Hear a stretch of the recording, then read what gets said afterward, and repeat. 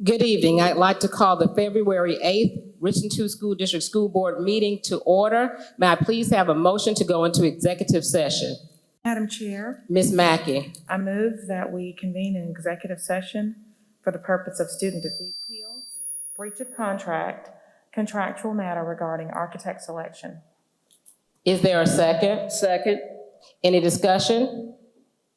Seeing none, we'll take the vote. Is everybody up electronically? Okay, so we'll do it by hand. Let's do a hand vote. All in favor? Okay. No opposed. Motion carries unanimously. We now exit into executive session. May I please have a motion to come out of executive session? Madam Chair, I'm happy to make the motion that we came out of executive session at 6:09 p.m. Well, we're happy that you're happy, Mr. Manning. May I have a second, please? Second. Okay, I think I heard Dr. Shercaution and Parker second it. Any discussion? Seeing none, we'll call for the vote. Is everybody up electronically? Everybody up? Okay, we'll do it by electronic.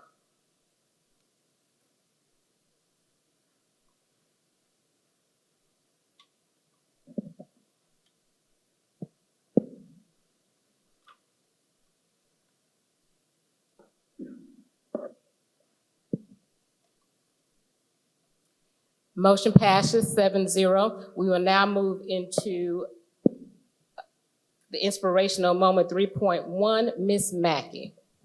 Thank you, Madam Chair. Tonight, just a quote from Jesse Owens, one of the track greats of this country during Black History Month. And the quote is, "Find the good. It is all around you. Find it. Find the good and showcase it. Showcase the good and you will start believing in the good. Start believing in the good and you will become the good." If you could all please join me as we recite the Pledge of Allegiance. I pledge allegiance to the flag of the United States of America and to the republic for which it stands, one nation, under God, indivisible, with liberty and justice for all.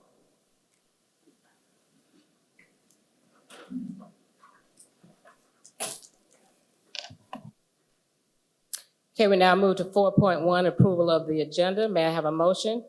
Madam Chair, I move that we approve the agenda for the February 8th, 2022 board meeting. Is there a second? Second.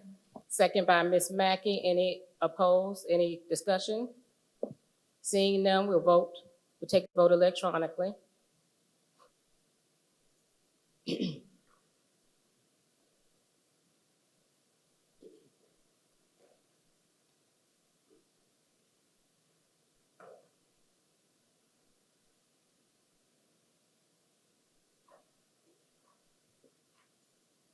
Motion passes 7-0. Move to 5.1, approval of the consent agenda. May I have a motion? Madam Chair, Ms. Mackey. I move to approve the consent agenda for the February 8th, 2022 regular board meeting. Is there a second? Second by Dr. Shercaution Parker. Any discussion? Seeing none, we'll take the vote electronically, please.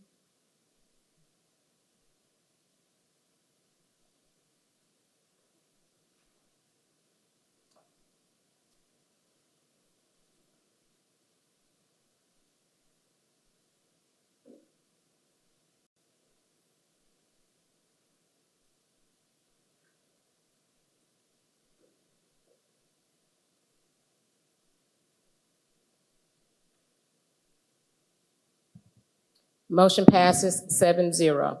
Now on to 6.1, public participation.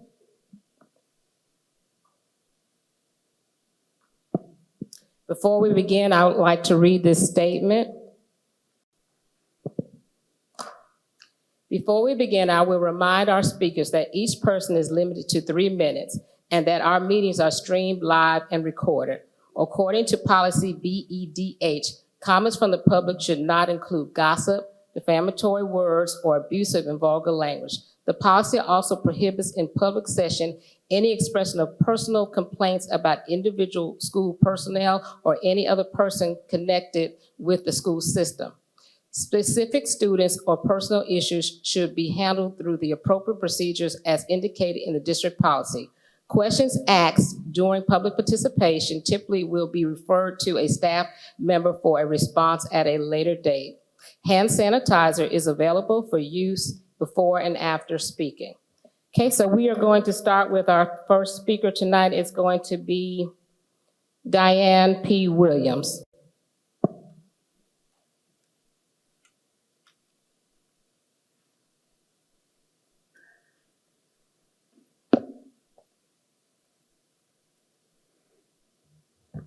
Do I need to remove my mask or can I speak with it on?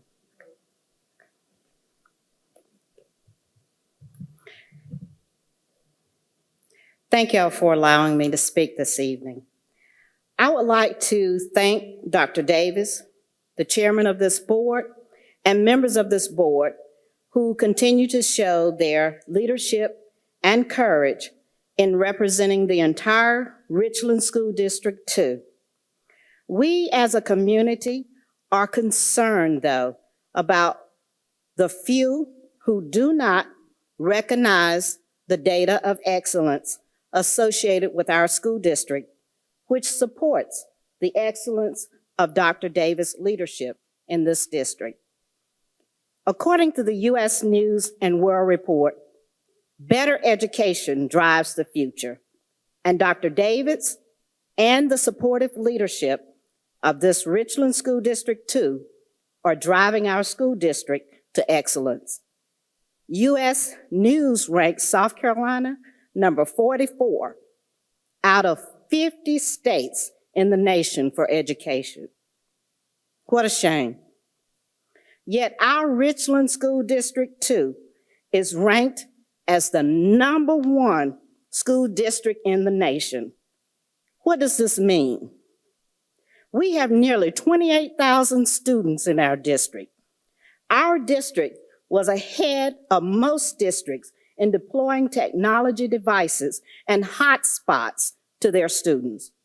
In our district, you can be proud of the 1-to-1 student-to-device ratio we had in March 2020, when the district had to go to virtual learning due to the pandemic. What does this mean? U.S. News reports the average graduation rate for the nation was 88% for the 2018 through 2019 academic year. For the state of South Carolina, it was 85%. For Richland School District 2, it was 88.9%. This is above the average rate for the nation and South Carolina. So what does this mean? To break this down further, we have a total of 222 high schools in our 85 school districts in South Carolina. In Richland 2, we have 5 high schools with 2 over 90% graduation rate. Blythewood, 94, and Spring Valley, 91%. 2 at 87%, Ridgeview and Westwood, and 1 below the national average at 82%. That's Richland Northeast. So what does this mean? Our ranking amongst the 222 high schools. Thank you, Ms. Williams. We appreciate you. Next, we'll have Emily Glenham.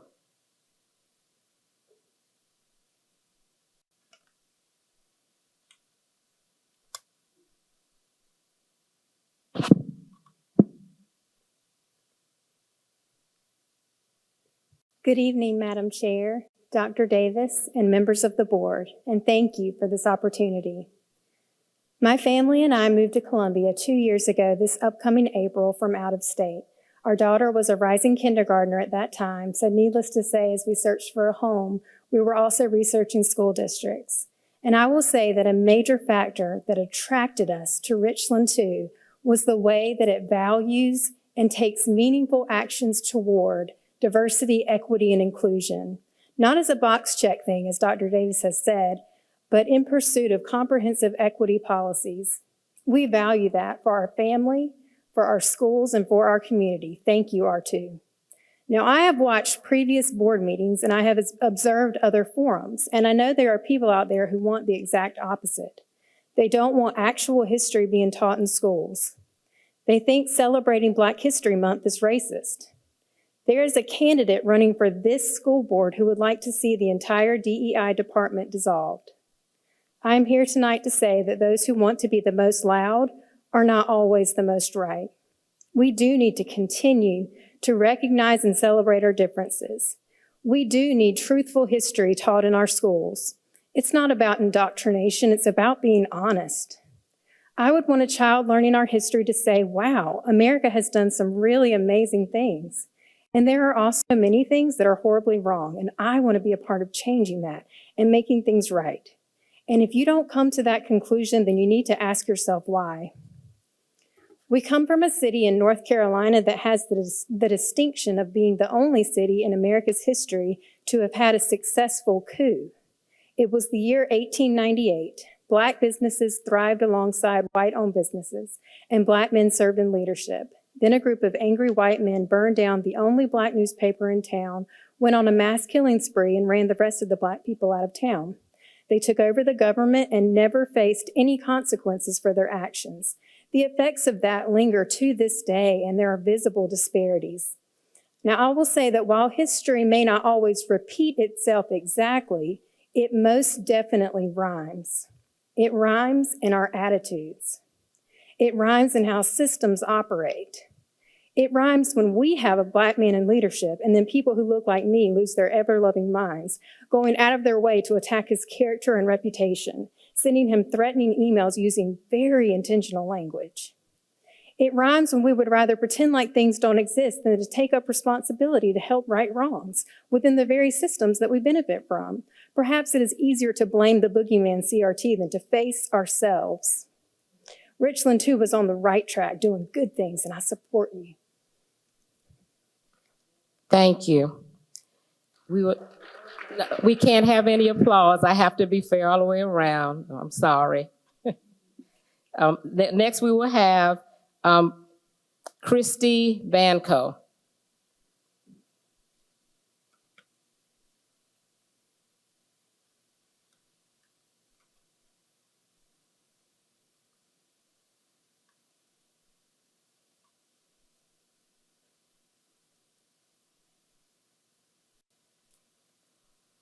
Sorry, it's a hike from the back of the room.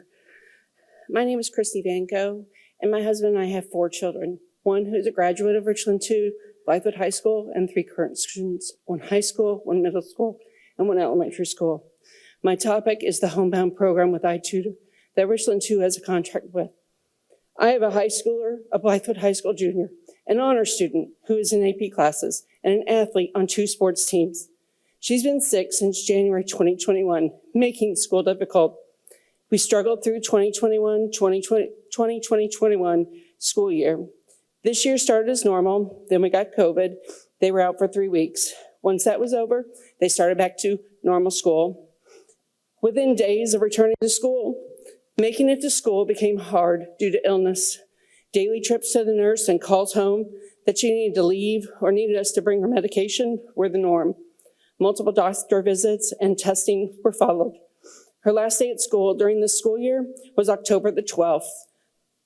She had medical testing on October the 13th and has been unable to return, and she's been placed on homebound studies with iTutor.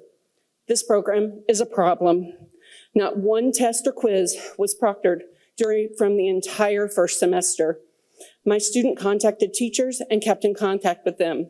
She asked if it was possible that I could proctor the tests so that she could catch up. We were told, no, that's not possible. Because no testing was completed, my daughter, an honor student, had a 4 in an AP class. That's not out of 5 like a GPA. That's out of 100. She was failing. She was failing due to no fault of her own. The last week of first semester, I was contacted by the school psychologist. You see, my child has a 504 plan.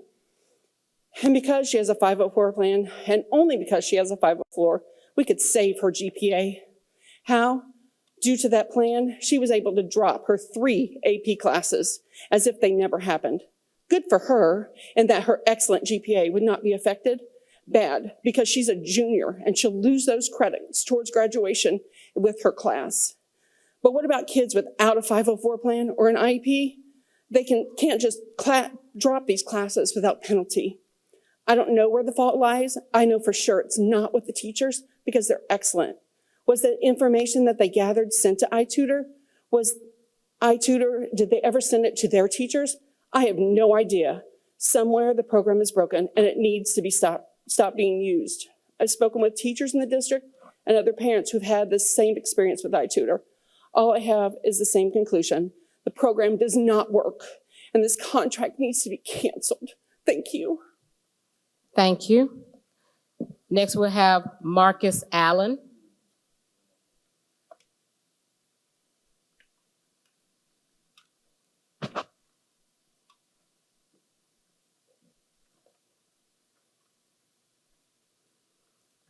Good evening, Madam Chair, Dr. Davis, and members of the board.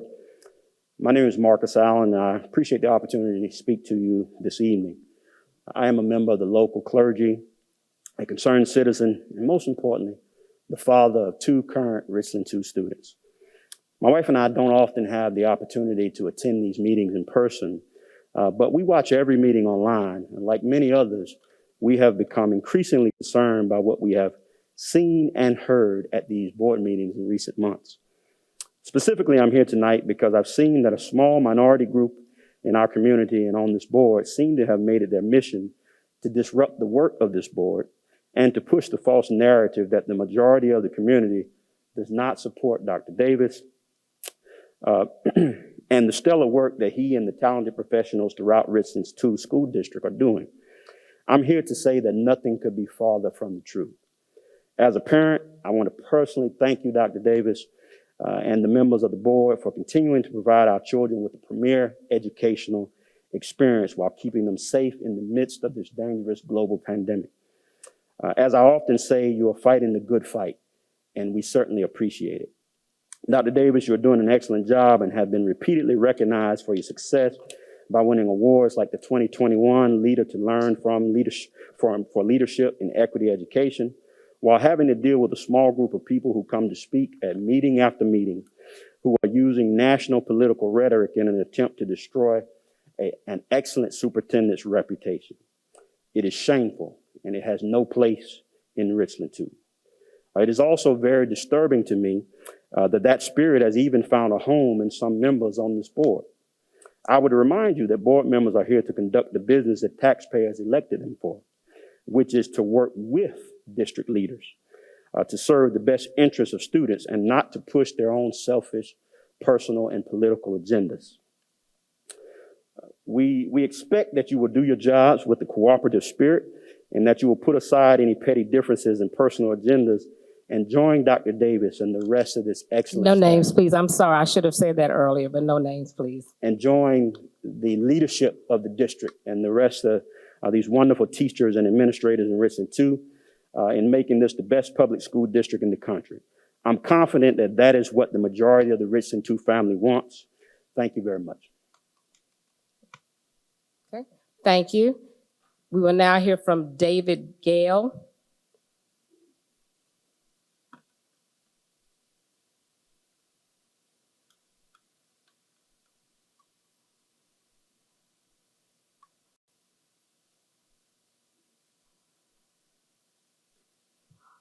Hey, good evening, everybody. Last Friday, I attended the board's conflict resolution retreat. One board member stated, "I have seen far better behavior in the past than I have with the current board in place." You remember that, right? She said, "People have a right to say what they want to say, but there's a way to say it, and there's a way to present it." I hope to present some information that is not ugly or negative, but really constructive. And I may not get through my 3 minutes, I don't know. But I want to cover 2 topics. One is time management and one is accountability. Time management, accountability. There were some comments made at the meeting in reference to how long board meetings last. JM said, "I frequently hear our board meetings last too long," right? CP later said, referring to the length of the meetings, "We ran for the board And that's, we ran for the board, and that's part of it, right? Remember saying that. And CP is exactly right. The Army has an old saying that we train to standard, not to the time. We train to standard, not to the time. These Olympic athletes that are competing right now did not get to where they are by competing to a time. They competed until they got it right and got it right. All of you were elected by a group of people. Those people voted for you for a reason. All of you, starting with you, I guess going around here.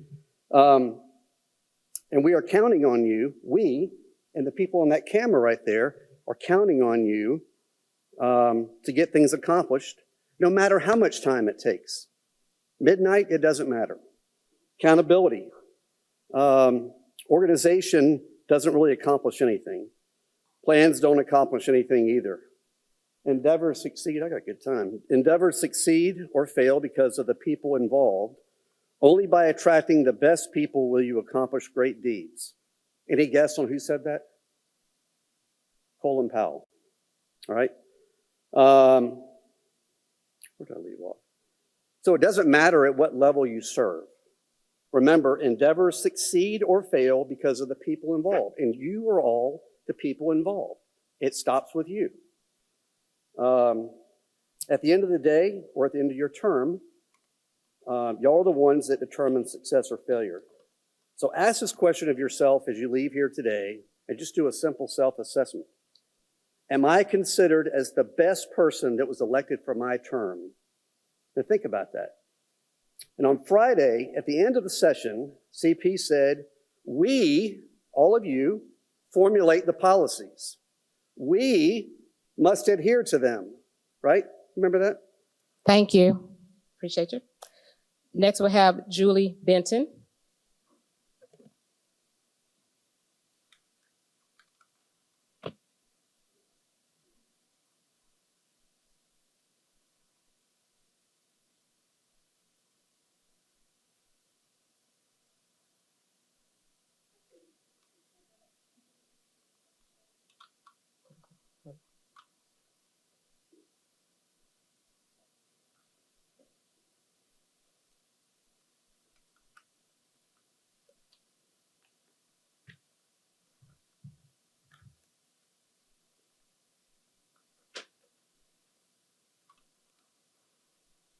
All right, good evening. Wanted to take a few minutes to address our district's quarantine policy for those identified as close contacts. I was glad to see that we are moving in a positive direction with the new 5-day quarantine and that the safety committee would be considering a test to stay option in March, but I'm urging you to move forward with that option now. Up to now, R2 has used the strictest possible reading of DHEC's guidance. While it allows temporarily for a 10-day quarantine if our community transmission score is high, it's also clear from the management of cases and contacts chart on page 18 of their school guidance that they only intended for 5 days to be the norm, which is what our neighboring districts have been using despite the same transmission rates. I understand the purpose of quarantine policy is to catch infections in people before they become symptomatic and more contagious. However, according to DHEC's staff and student quarantine report, which is what I've handed you guys out of all the students and staff in the state who have been quarantined, only about 6% of them ended up testing positive during their time away. Per that same report, Richland 2 has quarantined 7,332 staff and students for this school year. And how many of those individuals pulled out of the classroom ended up testing positive? That would be 0. And that's the green column on page 48 and 51 of what I handed you out. None of those quarantined ever moved to isolation. I'm guessing with the 10-day policy, that ended up averaging about 5 days of missed school, depending on when the day of exposure was. And that represents over 36,000 days of missed instruction. That's 36,000 days of missed income for parents, or potentially 36,000 days of sending exposed kids to more vulnerable grandparents because missing work isn't an option. 36,000 days and not a single reported infection. We cannot conflate COVID with COVID policy. COVID did not keep healthy people at home. Your policy did. The safety committee wants to see if the 5-day quarantine produces an uptick in isolation cases to determine if they feel comfortable with the test to stay option, but that is the wrong way to look at it. If we keep close contact quarantines in place, we should hope for an uptick. 0 quarantine to isolation cases means every single quarantine was a waste. We say we want to return to normal, then let's get back to accepting normal policies. Let's make sure only sick people are out of school. With DHEC now strongly recommending the test to stay option, there's simply no reason to delay it at this point. Thank you. Thank you. Next, we'll have Amanda Pyler.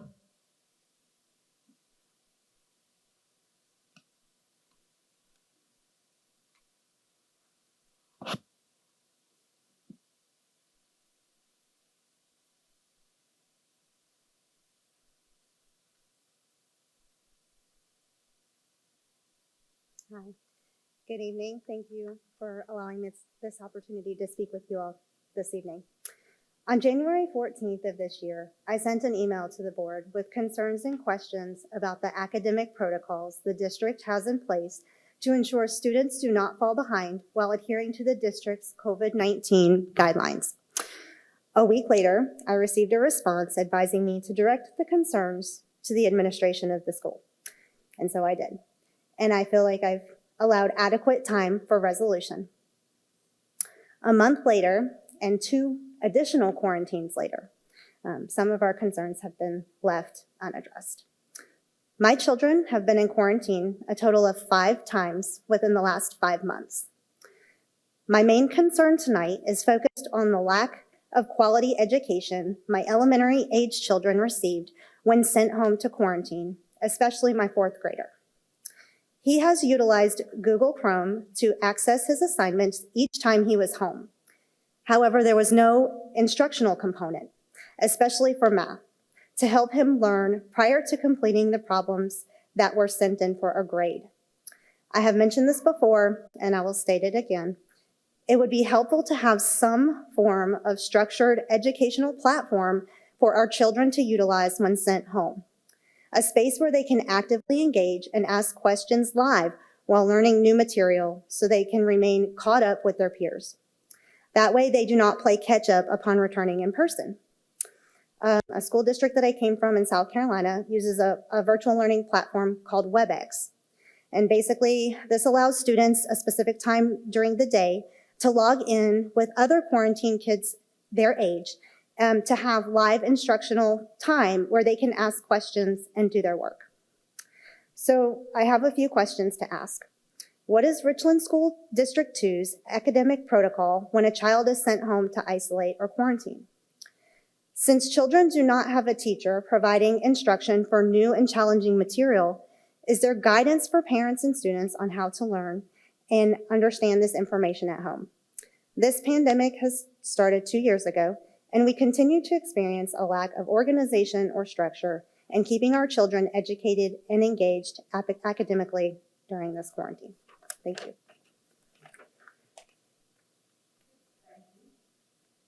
Thank you. Next, we have Robert Reese.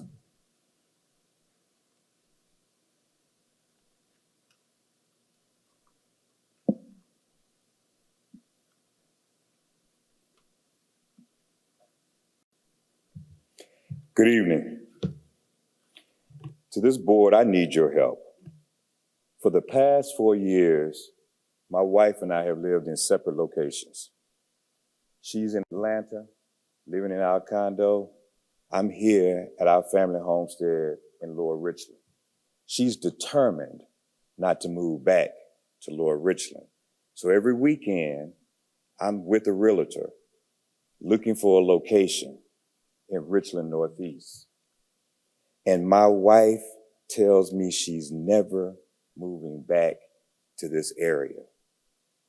She tells me that a school district that is divisive, that with its most educated constituents and leaders and its most fervent parents using vitriolic language, belligerent behavior, vicious attacks on one another, to govern is teaching its children and our potential neighbors the wrong thing. And it's hard to argue with her logic. I snap back at her and I tell her that I know a few of these board members. I met them when I came back home. And I know that they are strong advocates for the students in their districts. I tell her that I've had the opportunity to see the superintendent on the national stage in Austin, Texas. He made me proud to be a Black man from South Carolina. My wife begs me, well, I beg her to just hold off for a minute because they'll get past all this craziness. But she comes back with some statistics. She says that a school district that's nearly 3/4 Black and brown students, many of them young men who aren't afforded the kind of education that I got from a public school here in South Carolina, that school district needs to be focused on some greater things. Retention of those Black and brown students, higher graduation rates for all students, an expanded curriculum that teaches those nearly 80% of the students that are students of color that their inclusion in this American democracy experience is also valuable. I need your help to get her here. I need you to do a little better, to act a little better. I'm counting on you for a solution to help my wife get to Richland Northeast. You can do this. You can help me. I need you all to be acting on a higher plane. And I'm gonna say this because it's Black History Month. The first slave laws were that we couldn't gather. You can gather and you can do better, and I look forward to you doing so. Thank you so much, Mr. Reese. Okay, next we have Craig Conwell.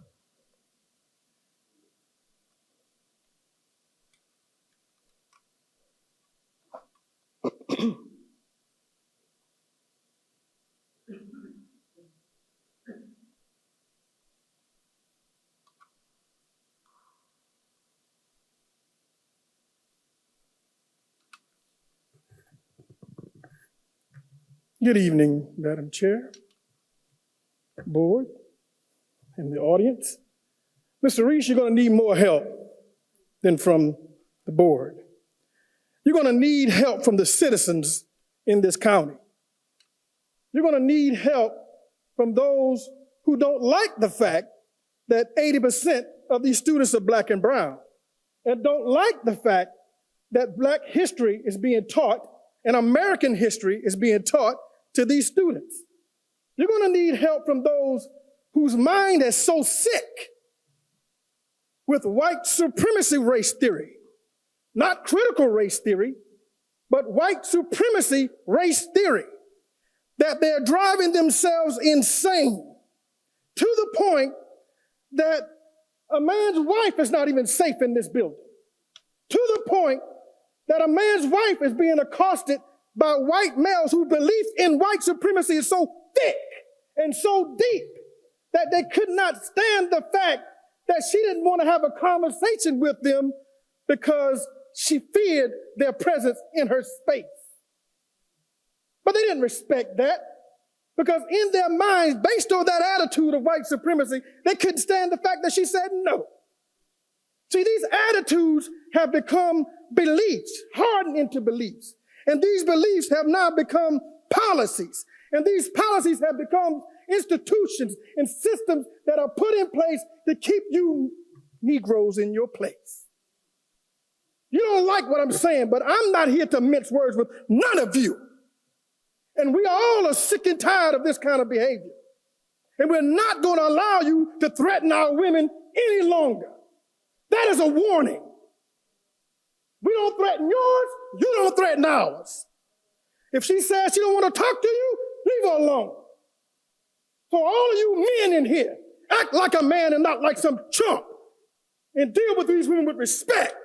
And none of these board members should have to leave here in fear. And this man shouldn't be threatened, because he's been threatened. You think this is 1900, 1850? No, these days are different now. We got a whole nother generation on the scene. If you don't want this kind of foolishness to explode in your face, I'm asking members of the audience to get yourself together. Because some of us have no fear of what you're trying to do. And we will stand against it with everything that we have. So I'm sorry to be loud, but I want to make a point here. We're not playing with you. Get your act together and respect these people. Do your job, do it well. It's okay to have disagreements, but be civil. But that kind of behavior, it better not ever, ever happen again. Never again. Thank you. Okay. Next, we have Nikki Porter.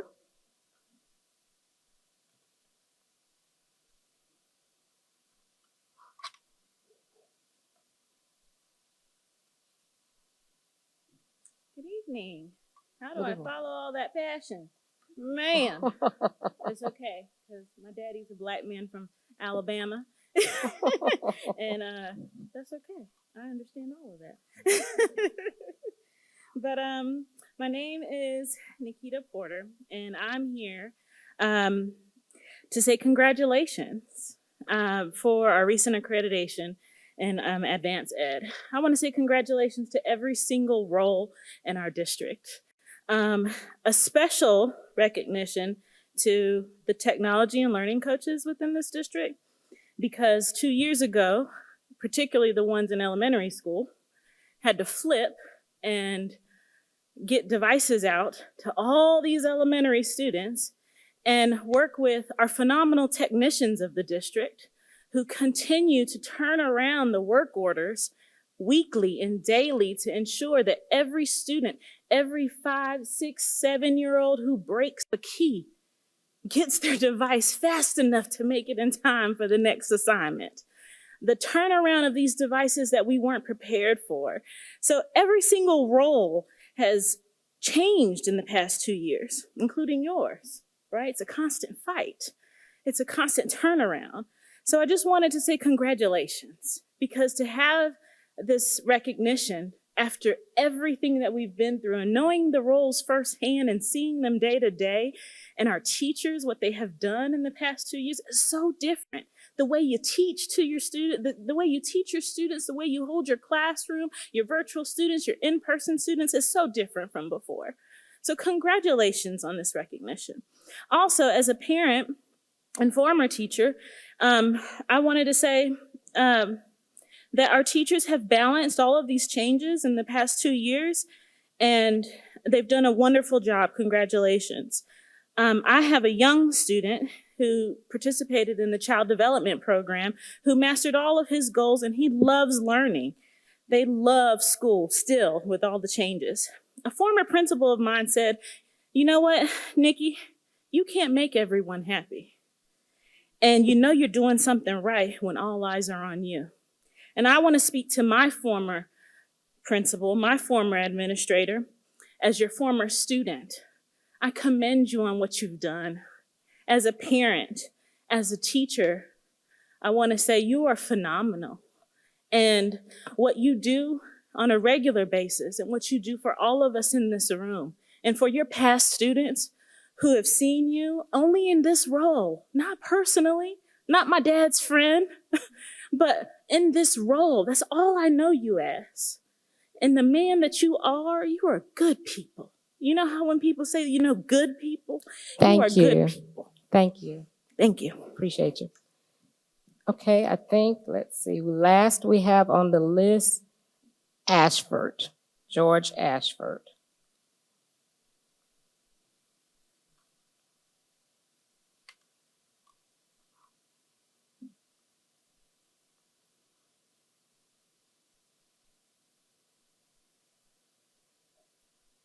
Thank you, Madam Chair, and to Dr. Davis and esteemed members of the board. I stand in solidarity with the efforts that Richland School District 2 is striving toward each and every day.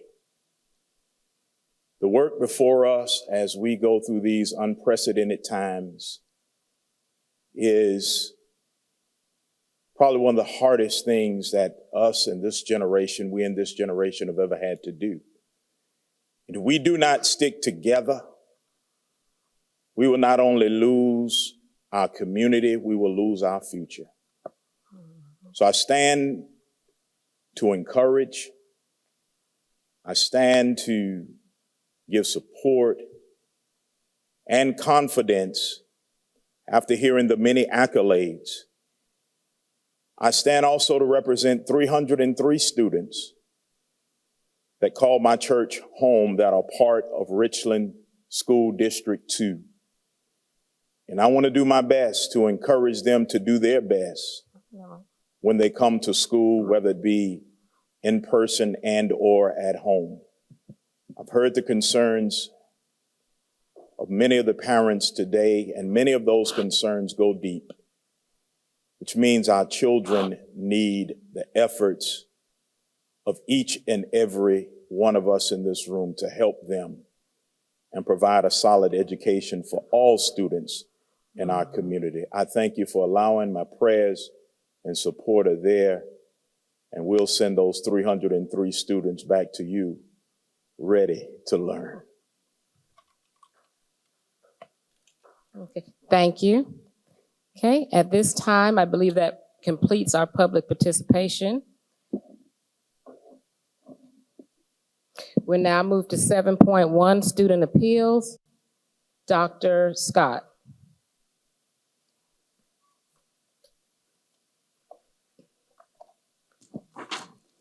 Madam Chair, for student number 1, Blythewood Academy, I make a motion that the student attends Blythewood Academy. Is there a second? Second. Second by Ms. Mackey. Any discussion? Seeing none, we'll take the vote. Jill, we're doing, all the students would be done separately tonight.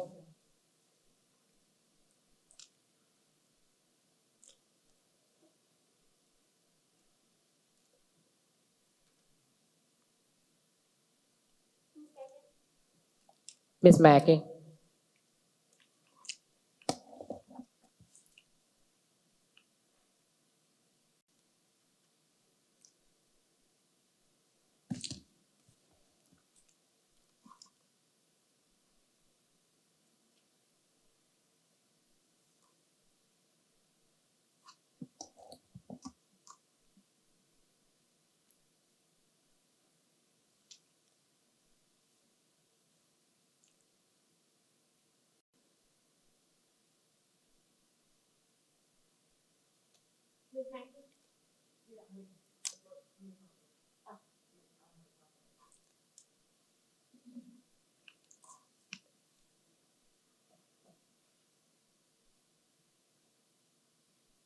Motion passes 4 yes, 3 no. Next student, Dr. Scott. Student number 2, referred student to Blythewood Academy. Is there a second? Is there a second? Okay. Motion fails. Okay. Is there another motion? Madam Chair, I make a motion that we deny the appeal. Okay, is there a second? Second by Dr. Cheryl Caution Parker. Any discussion? Okay, seeing none, we'll take the vote electronically.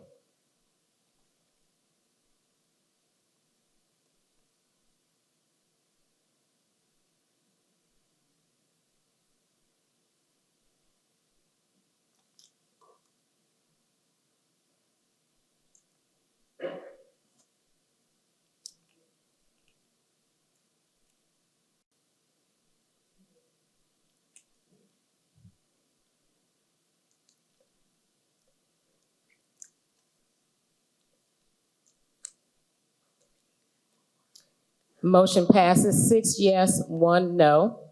Next, Dr. Scott. Student number 3, deny the appeal. Is there a second? Second by Dr. Cheryl Caution Parker. Any discussion? Seeing none, we'll take the vote electronically.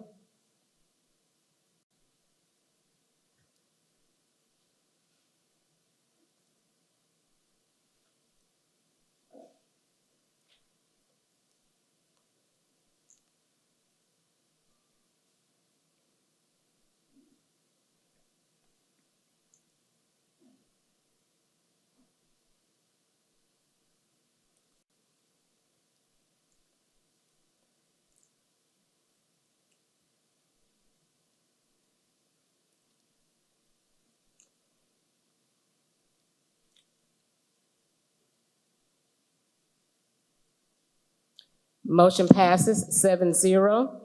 Dr. Scott, Student number 4 denied the appeal. is there a second? Second. Second by Ms. Agostini. Any discussion?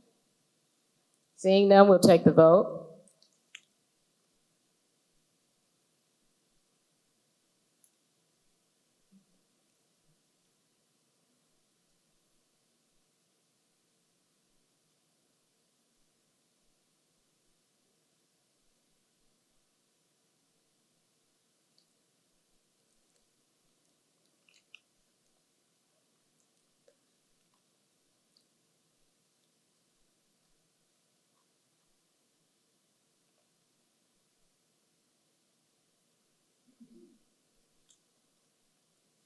Motion passes 6 yes, 1 no. Student number 5 denied the appeal. Point of order. I'm sorry. The call for the vote is not a no, it's an abstention.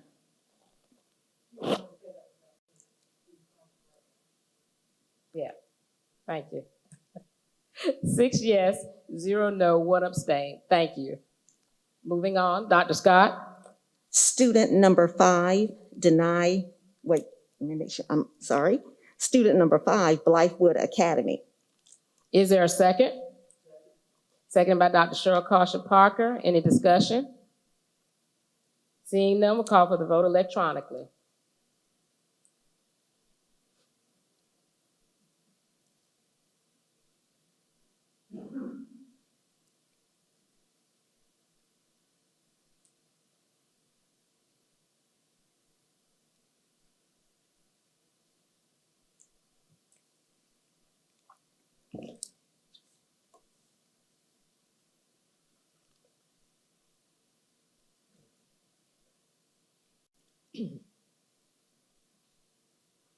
Motion passes 4 yes, 3 no. Dr. Scott. Student number 6, Blythewood Academy with Loredat. Is there a second? Is there a second? Second by Dr. Cheryl Caution Parker. Any discussion? Seeing none, we'll call for the vote.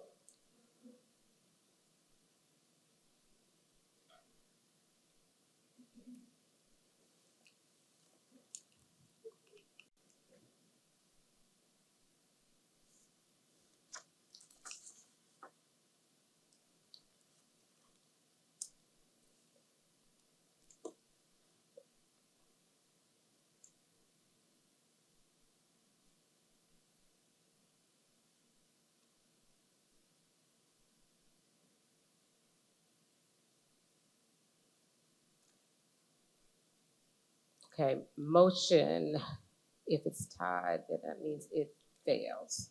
So 3 yes, 3 no, 1 abstain. Motion fails. Is that Mr. Manning? Madam Chair, I make a motion to deny the appeal. Okay, we have a new motion. Is there a second to Mr. Manning's new motion? Second by Dr. Cheryl Caution Parker. Any further discussion? Okay, we will re-vote on the new motion.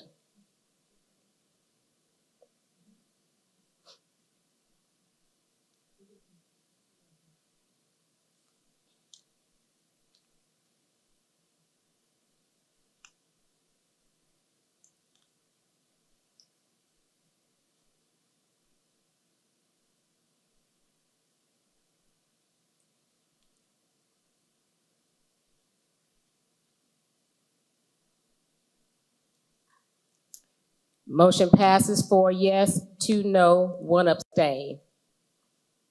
Dr. Scott. Student number 8, number 7. Where am I? Yes, student number 7 deny the appeal. Is there a second? Second. Second by Ms. Agostini. Any discussion? Seeing none, we'll call for the vote.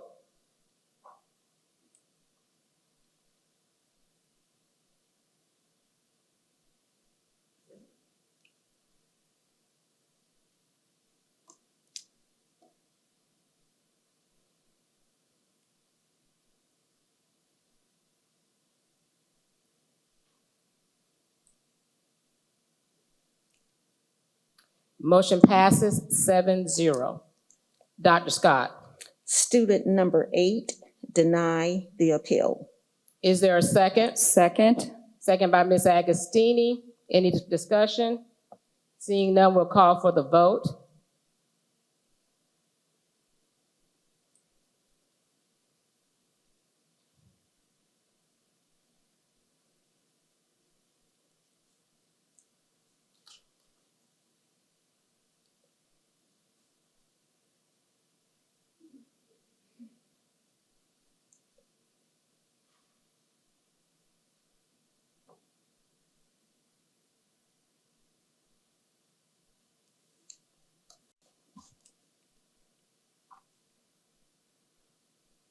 Motion passes 7-0.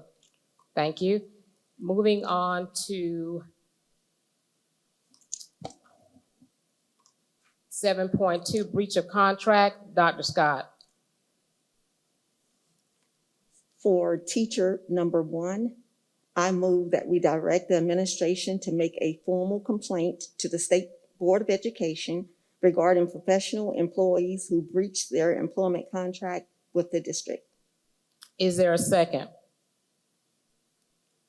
Second. Second by Mr. Manning. Any discussion? Seeing none, we'll call for the vote.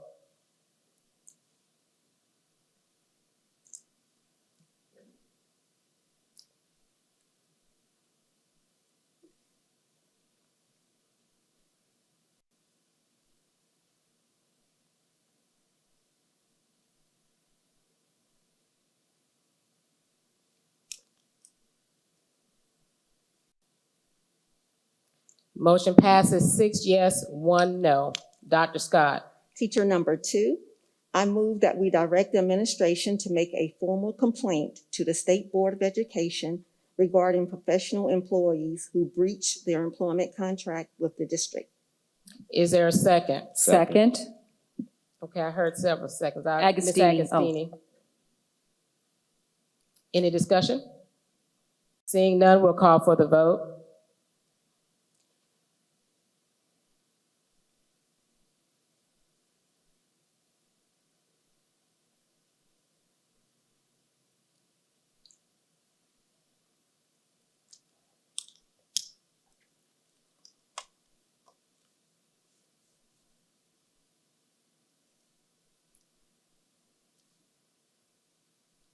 Motion passes 7-0. Moving on to 7.3, a contractual matter regarding architect selection. Dr. Davis. Oh, I'm sorry, we're gonna do, who had that motion? I believe Ms. Agostini had that motion. Madam Chair, Ms. Agostini. I move to approve the architectural services contracts reviewed with the board at executive session and to authorize the superintendent to execute the contracts on behalf of the district as follow. Number 1, Craig Godlin Davis, Inc. 2, Goodwin Mills Kaywood, Inc. 3, McMillan Pasden Smith Architects, and 4, Quackenbush Architects and Planners. Okay, is there a second? Second. Second by Dr. Cheryl Caution Parker. Any discussion? Seeing none, we'll call for the vote.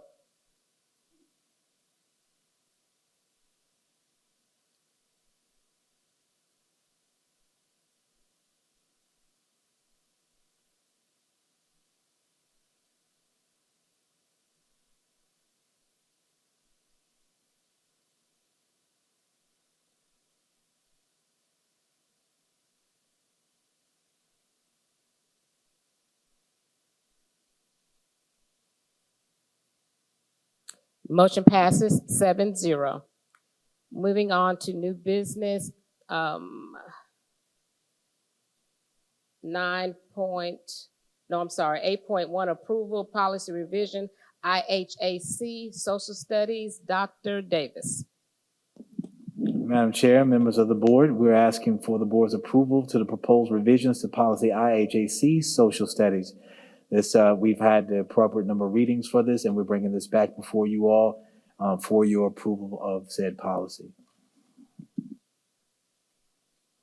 Do I have a motion? Madam Chair, Ms. Mackey. I move to approve the policy revisions to IHAC, social studies.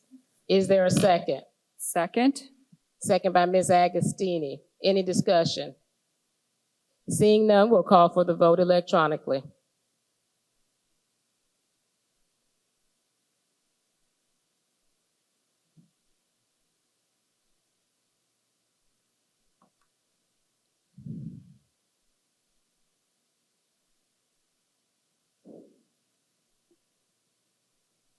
Motion passes 7-0.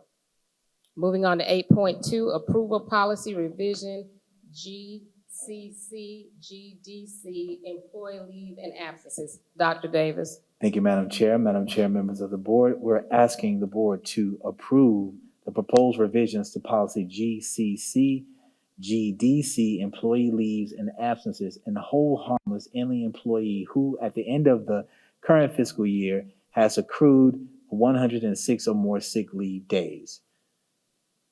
Okay. So I'm sorry, we're seeking a motion with that language. Yes.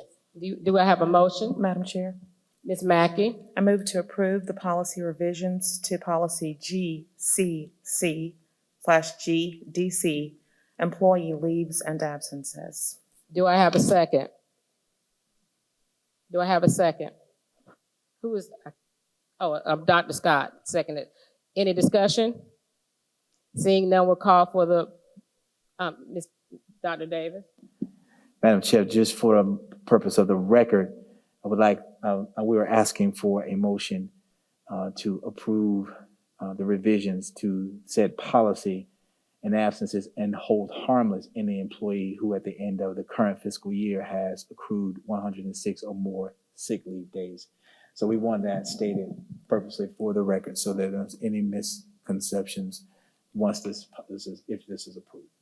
Ms. Mackey, would you like to amend your motion? I'm happy to modify the motion, Okay. holding harmless any employees that fall in that category. Okay. Thank you. Thank you. Okay. Thank you, Mr. Superintendent. All right. We'll call for the vote. Madam Chair, I hate to be a stickler, but Ms. Mackey, can I get you to read that in its entirety, please? The motion it's in our board docket. Ms. Mackey cut her eyes at you. I move to approve the proposed revisions to policy GCC, GDC, employee leaves and absences, and hold harmless any employee who, at the end of the current fiscal year, has accrued 106 or more sick leave days. Okay. All right. You're quite welcome. We'll call for the vote.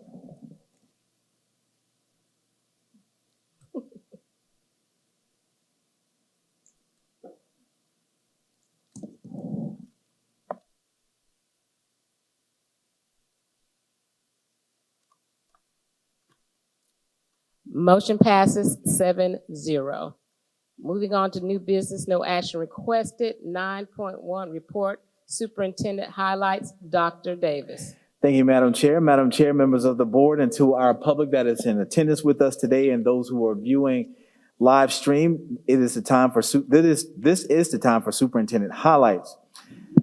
Our superintendent highlights are organized around our 4 core values: learning, character, community, and joy.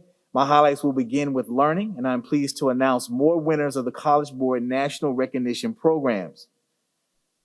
2 Westwood High School students have earned academic honors from the College Board National Recognitions Program. Logan Rush is a recipient of the National African American Recognition, and Luther Bells won both the National African American Recognition and the National Rural and Small Town Recognition. The awards help underrepresented students stand out during the admission process and is based on the following criteria: a GPA of 3.5 or higher, excel on the PSAT, or earned a score of 3 or higher on 2 or more AP exams, and are African American, Hispanic American, or Latinx, Indigenous, and or attend school in a rural area or small town. So far, 29 students in our district have been recognized by the College Board this year. 2 Spring Valley High School students are among the top 300 scholars in the Regionon Science Talent Search 2022. This is the nation's oldest and most prestigious science and math competition for high school seniors. Cheyenne Ganesh Babu completed a project titled Exploring How to Merge an Aspiration Thrombectomy. Let me get this right. This is difficult. All right. An aspirational thrombectomy.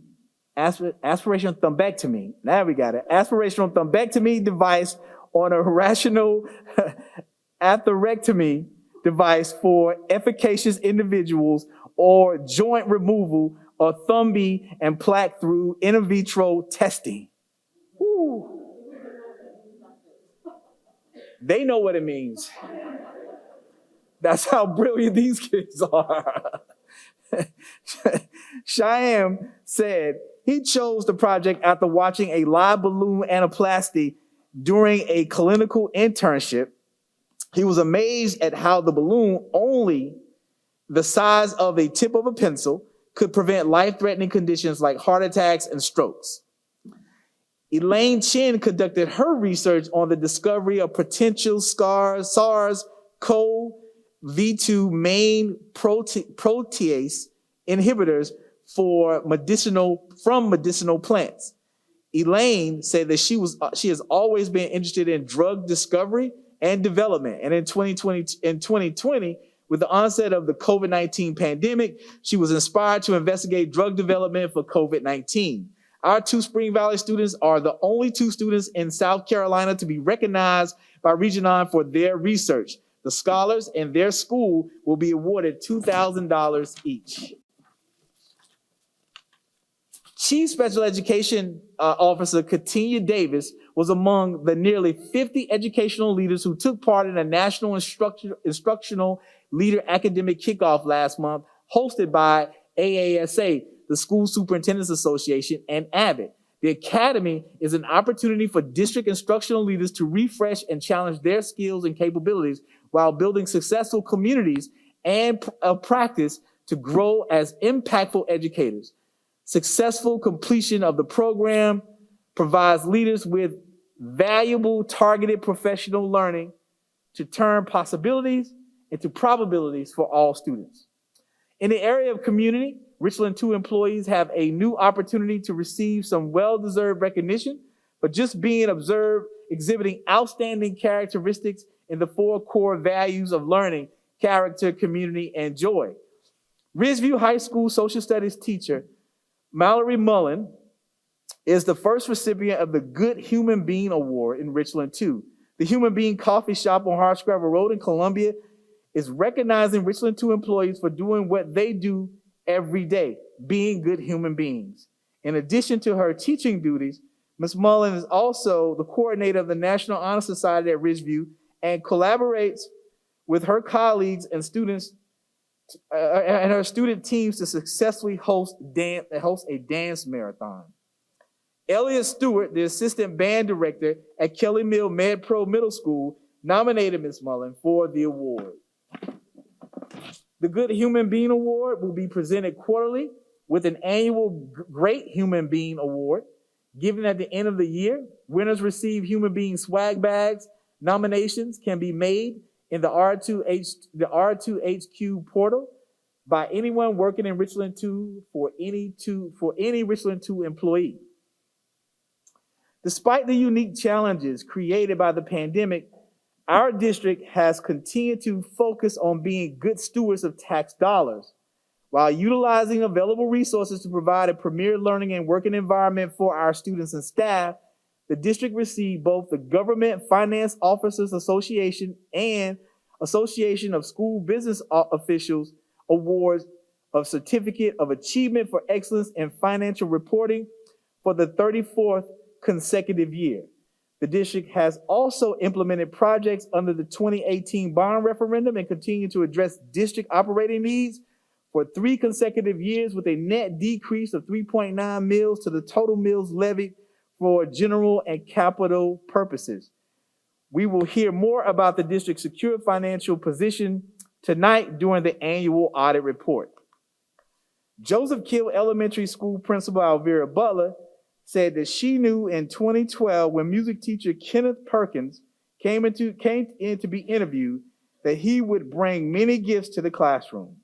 He has lived up to those expectations. Mr. Perkins' exceptional music talents have placed him among 40 top young musicians in the country.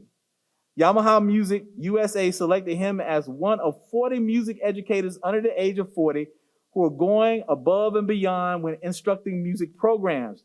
According to Yamaha, these young educators showcase the following characteristics: actions, anticipates what needs to be done, and proactively take the necessary steps that lead to a stronger music program.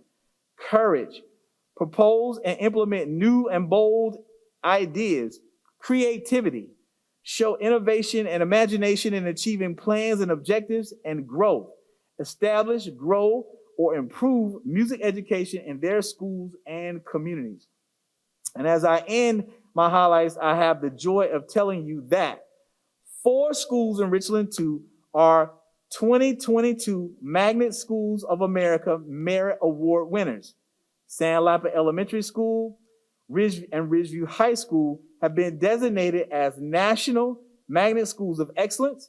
L.W. Condon Elementary Arts Integrated Magnet School and Spring Valley High School earned National Magnet Schools of Distinction honors. The schools were recognized for the following magnets: Computer Science Immigration Schools at Sandlapper, the Med Pro Magnet, the Scholar Academy Magnet for Business and Law, and the Institute for Health Science at Ridgeview High School. The Arts Integrated Magnet at Condor, and Discovery and Exploration Magnets at Spring Valley High School. Our district's joyful celebration of American Heart Association National Magnet Schools Month and Black History Month in February. As part of our Black History Month celebration, we will once again honor persons who have made significant contributions to Black history and culture in our community. The district's Black History Month honoree program is scheduled for Monday, February the 28th at 6 p.m. in the R2I2 Conference Center. For more information on the honorees will be provided at the next meeting. And now to athletic awards. Logan Rabby always wanted to be in the elite group of coaches in South Carolina. He achieved his dream last week when coaches in Region 4A Class 5A selected him as the 2021 Coach of the Year. Coach Rabby is the head wrestling coach at Ridgeview High School. More good news for the wrestling program. Ridgeview senior Joshua Williams is the 2021 region champion for the 106-pound weight class. And finally, I wanted to share a note of gratitude to the South Carolina Athletic Administrators Association for selecting me as the 2022 Superintendent of the Year for the class 4A-5A. I'm honored to receive this recognition and to support student athletes throughout our entire district. So I say thank you on behalf of our entire district for that recognition. Thank you. And that concludes our superintendent highlights. Well, congratulations, Dr. Davis. Y'all can clap for that. Yeah. And you also can clap for all the rest of the awards. We have a wonderful district. We're doing wonderful things here. And I'm so glad that you do your superintendent report, because those are the things that this community needs to hear. We need to continue to hear that. Don't let anybody tell you that your school district is not successful. We are. And we actually have the Superintendent of the Year here. So y'all can give him one more round of applause for that.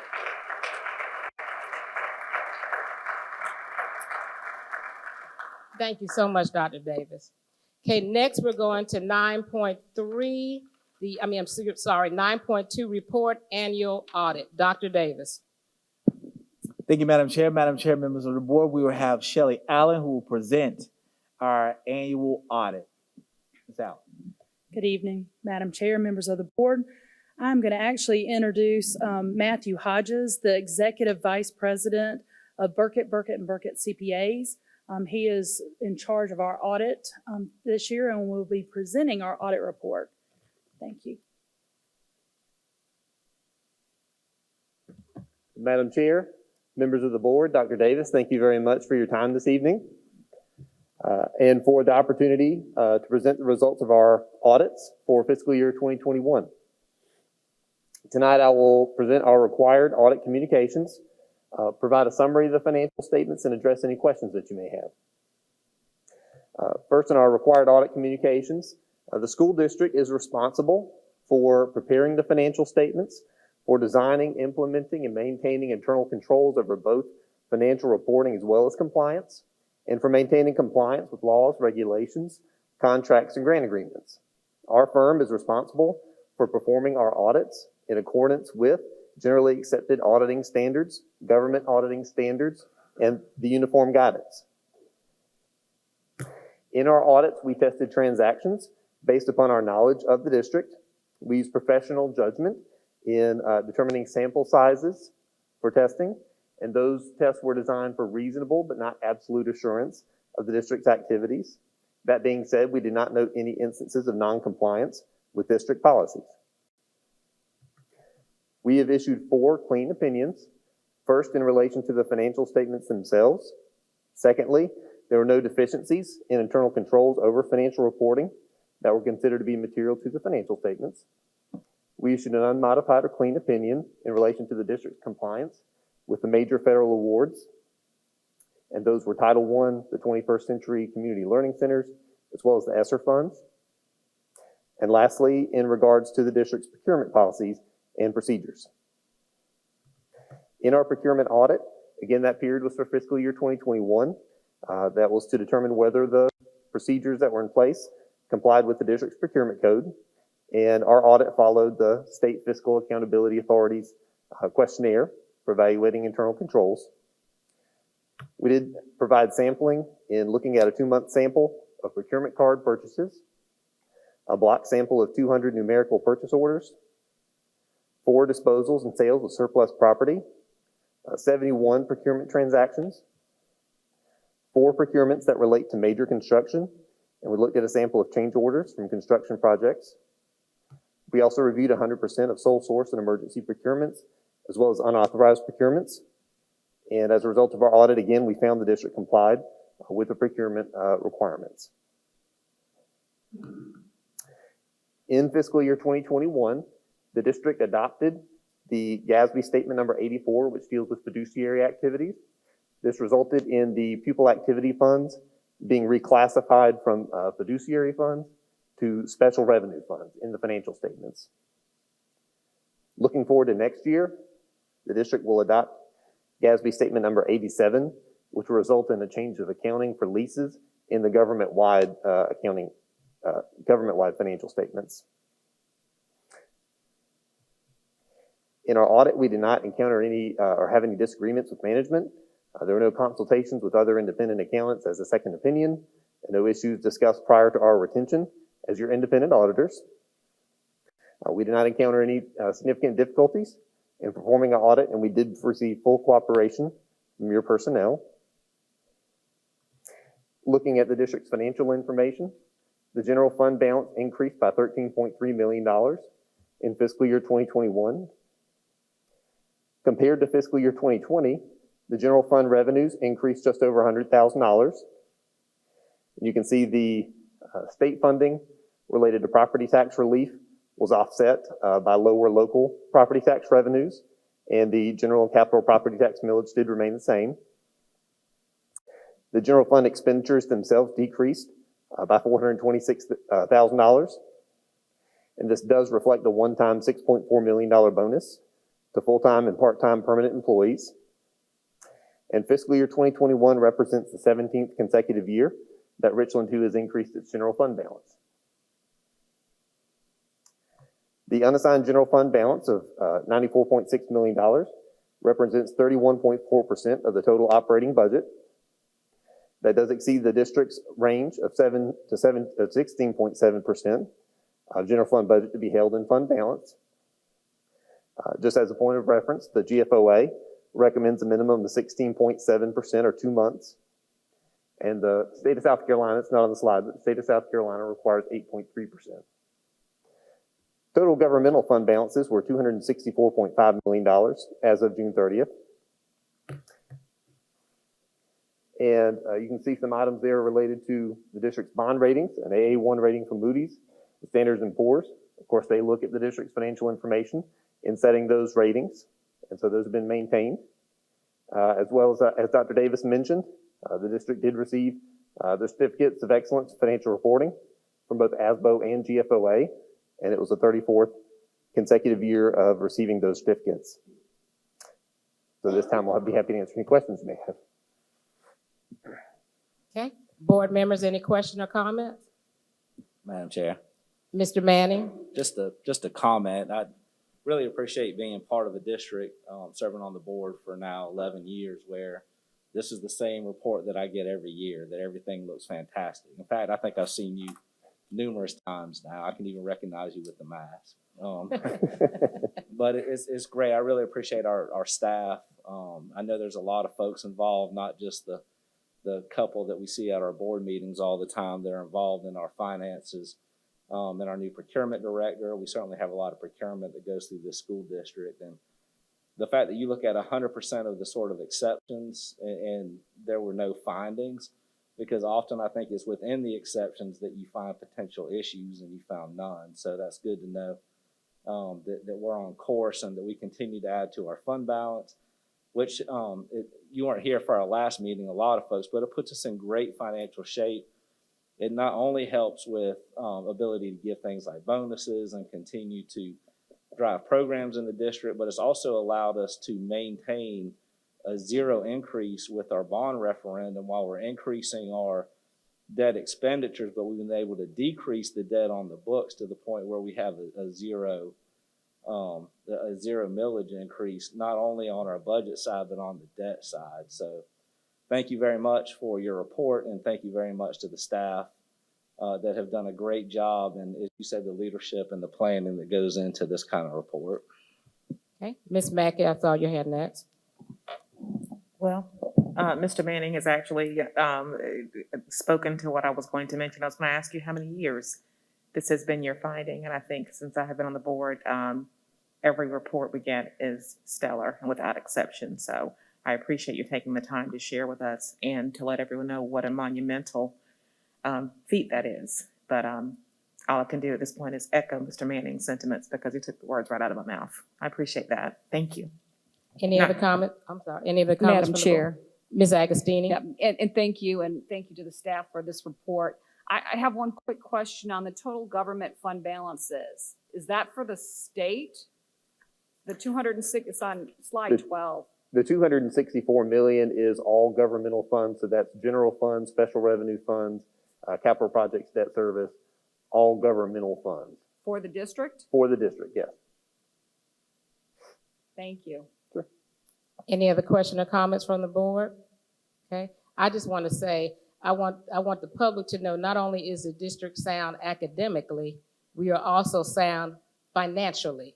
And that is the type of thing that is important when you're talking about getting people's wives here to Columbia. I see you. Getting people's wife here to Columbia and attracting teachers to want to stay here because we have the resources and ability in all aspects. So this is a wonderful report.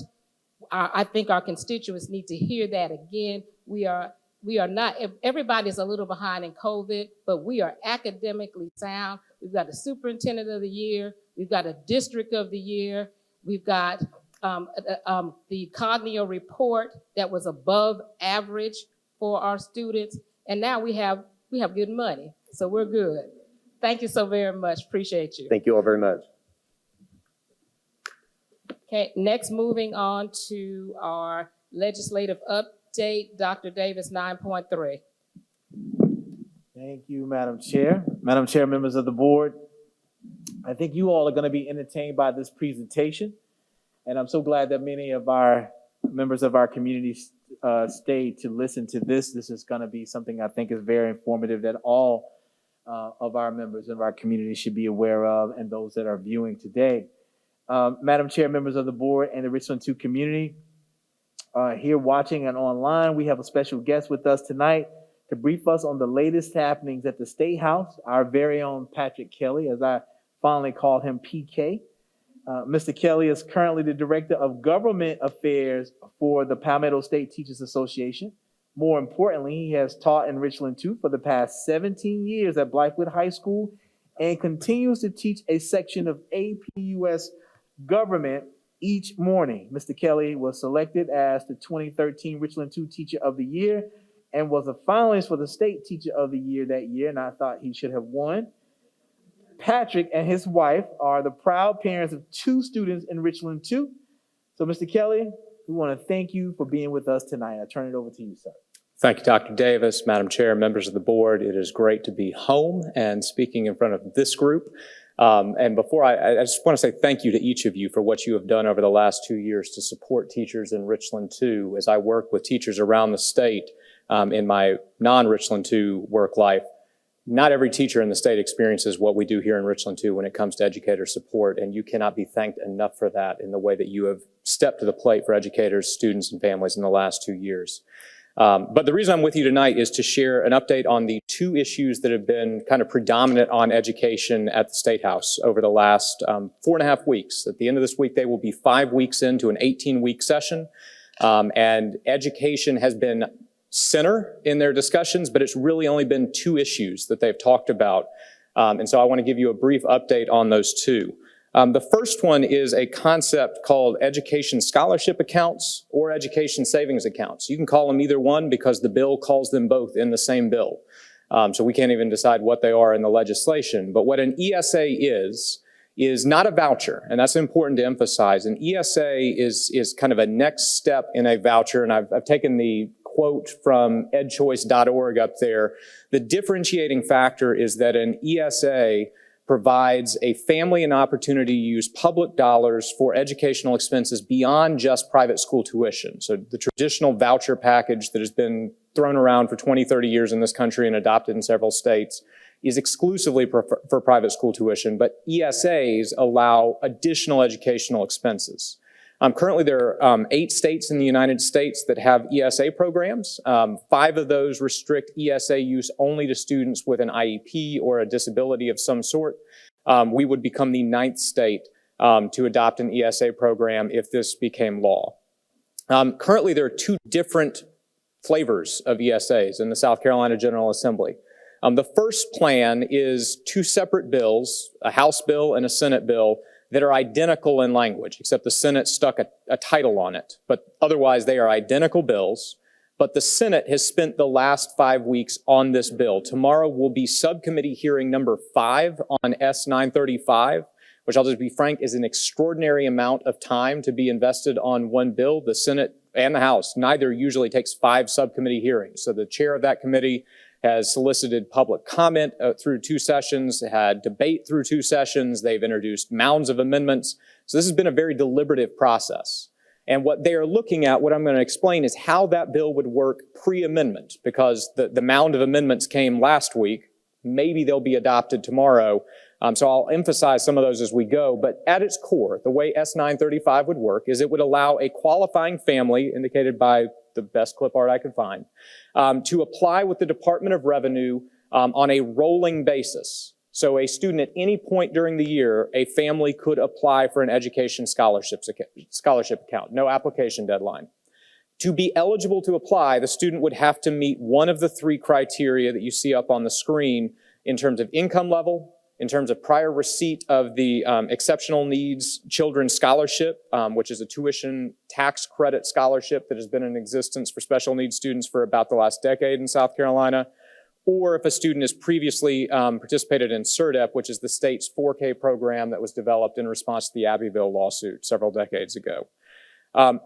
The bill does not require a student be a prior enrolled student in a public school to be eligible. So they could be private school for their entire life or homeschool for their entire life, and they become ESA eligible.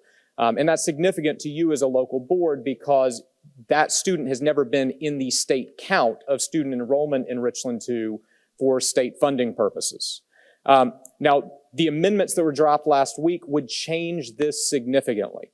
What Senator Massey, the chair, introduced would change eligibility to either a student that is Medicaid eligible, or a student with an IEP, or a student that is attending a school that receives an unsatisfactory rating on the state report card, or a student that is attending a school that has received below average or unsatisfactory in 3 of the prior 5 years.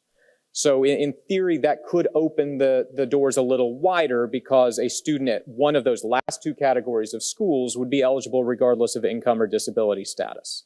But at this moment, that has not been adopted. That would come tomorrow, potentially, in a vote. Once a student enrolls or applies for an ESA, once approved by the state, they have to unenroll from their public school, whether that's a local school district like Richland 2 or a charter school, because charter schools are public schools in South Carolina. So they unenroll, but at any time they can return to their zoned public school. So if they take an ESA, leave Richland 2 for a month, and they want to come back to Richland 2, Richland 2 must re-enroll them because that's what public schools do. We enroll students that walk through our doors that are zoned for our school. Once a family is approved, the way that the ESA is funded is the Department of Revenue would inform the State Treasurer's Office that a child has been approved for an ESA. The State Treasurer would then pull back the language of the bill as the state average of state funding per pupil. And that language is important because that's not base student cost. That is the average of all state funding that goes to a district, which incorporates more than just the base student cost line in the Education Finance Act. And it's average, so some districts receive more than that $7,100, some receive less. But that number would fluctuate year by year based on what the state average of funding per pupil in a district would be. This year, the Revenue and Financial Affairs Office has put that at about $7,100. So the state treasurer would pull back the $7,100 from Richland School District 2 and deposit that $7,100 into a newly created South Carolina Education Scholarship Account Fund that then the family would be able to draw down from. Think electronic banking. Some states give ESAs as a debit card to families that they can go and spend. That is not what this bill proposes. It is fully an online payment portal. So online banking or an online bursar system through a university is a better analogy. What can a family do with that money? Well, S935 leaves oversight of eligibility for uses up to the Department of Revenue and the Education Oversight Committee. It has the Department of Education nowhere in it. Again, Senator Massey has introduced an amendment that would strike Education Oversight Committee pretty much everywhere and replace it with Department of Education. So if I made this presentation to you this time tomorrow, that could be different. But as of right now, it's the Education Oversight Committee. The bill lays out a whole host of allowable uses that you can see on your screen, and these are obviously in your board materials as well. The 2 that you see struck through, Senator Massey has proposed amendments to eliminate those 2 uses for higher education expenses or for the hiring of educational consultants. And that's the direct language from the bill. But the other allowable uses, as of this moment, there is no amendment or motion to remove those. So that's what makes this different than just a voucher, because you can see, yes, you could pay, an ESP is an education service provider, so that's statutory language for an independent school. But you see textbooks, you see tutoring services, computers, so it's more than just private school tuition. So the family would select how to use the funds. They would go into the South Carolina Education Scholarship Account Fund, and the fund would release the money to whatever the approved vendor or approved activity is from that list. So no money ever goes into the family's hands. You can't draw down the money and go to Best Buy and buy a computer or something. You're gonna have to purchase it through this online system. This bill sets up a staggered number of ESAs per year. In the first year, it would have 5,000 education savings accounts available for students only in grades K through 3, but you see I've struck that through because there's an amendment before the subcommittee to eliminate the grade level band. So right now, the first year would only be K through 3. Again, this time tomorrow, it could be students in all of K through 12. The state's estimate is that if all 5,000 ESAs were claimed in the first year, that would pull back about $35 million from South Carolina public school districts. Now, that doesn't mean that $35 million would be pulled back because it assumes that 5,000 students apply. I'll just be frank, that's unlikely. The state with the largest ESA program in the nation is Florida with 17,000. Florida has a lot more citizens than we do. So the likelihood of 5,000 out of the gate is slim to none. North Carolina and Tennessee are about 500 students each. In year 2, it increases to 10,000 ESAs. The bill currently expands it to K through 5. An amendment would eliminate that. You see the potential cost for funding all 10,000. Year 3 goes to 15,000. Year 4 goes to 20,000. And year 5 goes to unlimited. But I've struck those last 2 years because there's an amendment before the subcommittee to cap it at 15,000 after 3 years. Because you can see once you get out to 2026, the fiscal impact statement could be up to $2.9 billion, which is right about the state aid to classroom line in the state budget. So it's an astronomical number, again, assuming everyone that's eligible applied, which is highly unlikely. But the amendments tomorrow will potentially rein that in. So that's the Senate version of the ESA package. The House has a similar bill. They heard a subcommittee hearing on it last year, but my anticipation is they will not hear anything on it this year because they have subsequently introduced their own new ESA bill, kind of ESA light. It's a pared down version. H 4879 was heard in Ways and Means Subcommittee today and was advanced by unanimous vote out of subcommittee. It will be heard in full committee tomorrow, and it will probably advance there based on the subcommittee vote and move to the full House. In your board packet, you can see the differences in between the two bills. The two that I would surface as most significant to a local board in terms of differences is number 1, the House version that advanced today is not funded by pulling back money appropriated to a local school district. It would be a one-time appropriation of $75 million from the State Contingency Reserve Fund to set up a 3-year pilot. So it would not impact a local board's state appropriations in any way, shape, or form.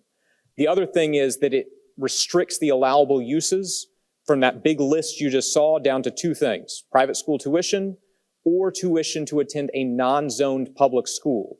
So if you wanted to attend a school in a district other than the one you're zoned for, and that receiving district charged you tuition, the House version of the ESA bill would allow a family to receive the ESA to pay the local district that tuition amount up to an amount of $5,000. H 4879 caps it at $5,000 or cost of enrollment, whatever is higher. So that's the ESA overview. So you've got 2 competing vehicles in 2 different chambers, but they are both moving forward and are likely to get to the floor probably within the next 2 or 3 weeks for debate in both chambers. Issue number 2, and I can stop now for ESA questions if you prefer, or I can address the other big issue, whatever would be most convenient for the board. Continue, then we'll do it at the. All right. So the other big issue that has taken the attention of the General Assembly has been on the House side of the equation. The House has been very interested in a series of bills that deal with curriculum and materials. There are 5 different bills that have been introduced, and in your board packet, you have a kind of synopsis of all 5 bills, including the number and a breakdown of what's in each one. And really, they all are building off of a proviso that was put into the state budget last year that you can see on the screen. This was the partisanship curriculum proviso that prohibited the use of state funds for a list of 8 different activities that you can see on the screen. Now, as a proviso, this is a 1-year budget provision. It would expire on June 30th, 2022, unless it is adopted into this year's state budget, which the budget that is advanced out of subcommittee still has this proviso in it. But this proviso becomes moot if some of these bills become permanent state statute because they would override that. So the bills that are before the House Education Committee, I've got the 5 of them up there and kind of a breakdown of the different topics they're addressing. There's been 1 hearing on this before the full Education and Public Works Committee, which is 17 members of the House. where the members simply debated the various pieces of legislation and committee staff gave an overview of what's in each bill. Starting next week, they will hear public testimony on Wednesday. They have 30 speakers signed up to testify, including Superintendent Spearman. Then they'll hold another week of hearings after that, potentially another one after that. They have a lot of public interest in speaking to these bills. But as you can see, the 5 bills do different things, so it's really hard to peg down exactly what they are talking about. But some commonalities that are between the bills, you can see that all of them have some form of instructional prohibition language in them. Again, it varies by bills, but just to give you an idea of what that instructional prohibition includes, multiple bills include language that would prohibit some of these. It would be a prohibition on teaching that one race or sex is inherently superior to another, a prohibition on requiring students to affirm, adopt, or adhere to tenets of critical race theory, prohibition on individuals being adversely treated on basis of race, sex, or religion, prohibition on teaching that individuals are responsible for actions committed in the past by members of the same race, sex, or religion, a prohibition on causing students to feel discomfort, guilt, or anguish on account of race or sex, a prohibition on individuals being taught that people are inherently racist or sexist, whether consciously or unconsciously, a prohibition on, quote, discussing current events or widely debated and currently controversial issues, and a prohibition on, quote, any service learning activity in association with an organization engaged in lobbying. So that's the instructional prohibition column. None of those 5 bills incorporate all of those, but at least 2 of the bills incorporate at least one of the things I just read out to you. The column right beside it that emphasized the material prohibition piece and the transparency feedback one beside it, a lot of these bills focus on giving families transparency on what's being taught in the classroom, which in Richland 2, you already have board policies that do that. I know that because I've done PD for 17 years as a teacher at the start of every year on what those policies are. But one thing I would note, you see for some of the bills under the transparency line, it has post material.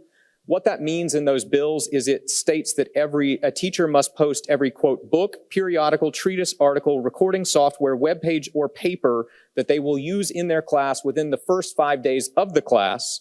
And if they update any of those materials, they must update it online as needed. So it's a little bit more than the syllabus you would have gotten in college that said, here's the textbook, you're gonna have to post everything.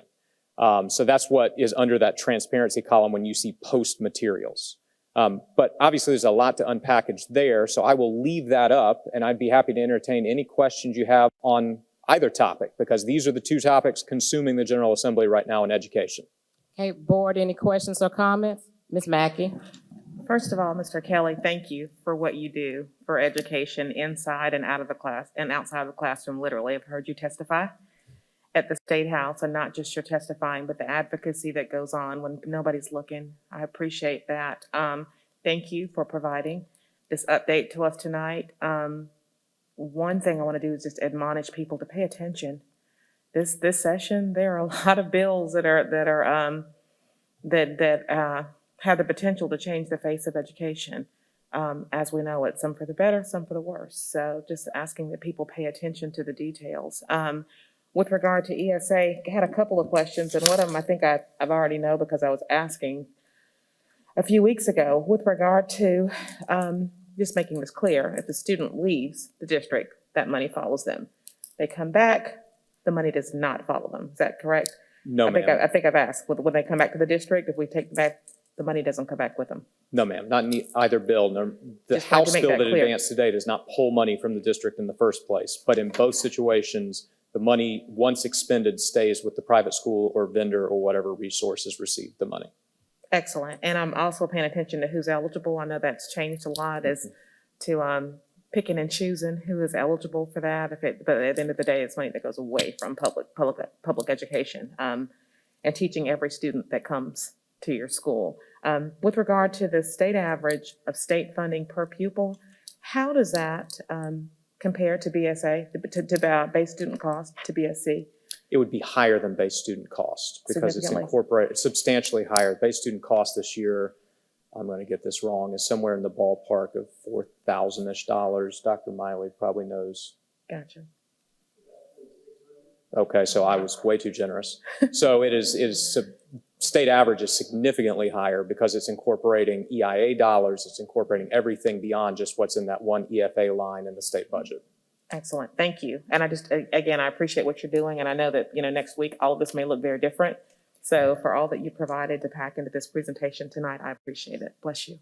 Madam Chair. Okay, I saw Dr. Scott's hand, and then you, Mr. Manning, after that. Dr. Scott? Mr. Kelly, thank you so much for what you do. Ms. Mackey asked some of my questions, but I want clarification on a base student cost of that $7,100 that you mentioned up here. Is that only with the ESAs, or is that in general? So that $7,100, the Senate version of the ESA bill requires that the ESA for each student be funded at the amount of the state average per pupil. So what the state treasurer's office would do is take all state funding across all line items. And base student cost, even though it gets most of the media attention, is simply one line item among 20 plus that the state is paying out to local school districts. So that state average incorporates all those line items together, and then it pulls the average amount that goes out statewide from the district to deposit into the ESA. My second question, I'm glad you said that. What if a student transfers from out of state? How do we calculate that money? Because that state has already gotten that per student cost. So how do we calculate funds for incoming students from out of state? So neither of these bills would impact or intersect with the issue of out-of-state transfers. The way state funds flow to districts is based on attendance counts at day 35 and day 145. So when a student comes in at day 35, Richland 2 and every district reports to the State Department their student count, and state funding, and again, I'll defer to Dr. Milane and people that are way smarter than me, but state funding lags by roughly a semester because you're being funded based on the student enrollment at the last count, whether that was 35 days or 145. So that out-of-state student would be caught in the next student count. If they enroll on day 34, then they're going to be counted. If they enroll on day 36, it's going to be about 100 days until they get caught up. Yeah, I guess, and you don't have an answer probably to most of this, but you have some concerns about sort of gaming the system, right? And you also have potential concerns of destabilizing some of our poor rural communities. So if I have a number of students that are in a school in a small district where every student makes a tremendous difference in the funding for that school district, and there's nothing that caps the number of students within a district. So if I have a swell of parents in a certain school district that choose to opt to use this option, I could see that potentially destabilizing, again, some of our poor rural communities in a way that would have tremendous impact to the other students that are in the school. Also, the idea, if I meet the income levels, so I decide to withdraw that money, maybe I unenroll my student and then put them right back. Now I have that money, I can pay for gas or textbooks or whatever else I want, but you couldn't do that in this scenario. Other states have had similar, like Arizona issues a debit card. They've had significant issues with fraud and mismanagement. Yeah.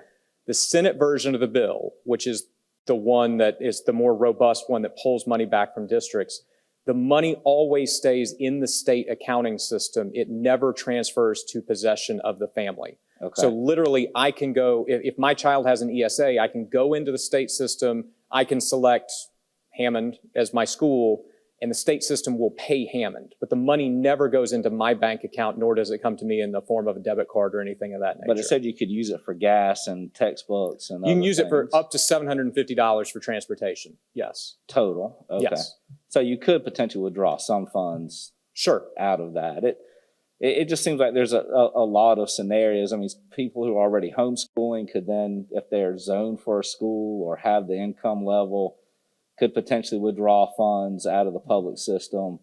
So it just seems like there's a lot of gamesmanship that could occur with this that would have huge impact across the state. So yeah, and I think that's to Ms. Mackey's point about keeping an eye on both of these bills.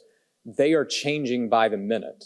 So one thing that is, to your point about when the money comes out, one of the amendments before the Senate right now from Senator Hutto would establish an application window, kind of like Richland 2 does with open enrollment, with choice. That would minimize that impact somewhat. On the House side of the equation, since they're limiting it just to public school tuition or private school tuition, you have far less of the kind of issues that you're talking about.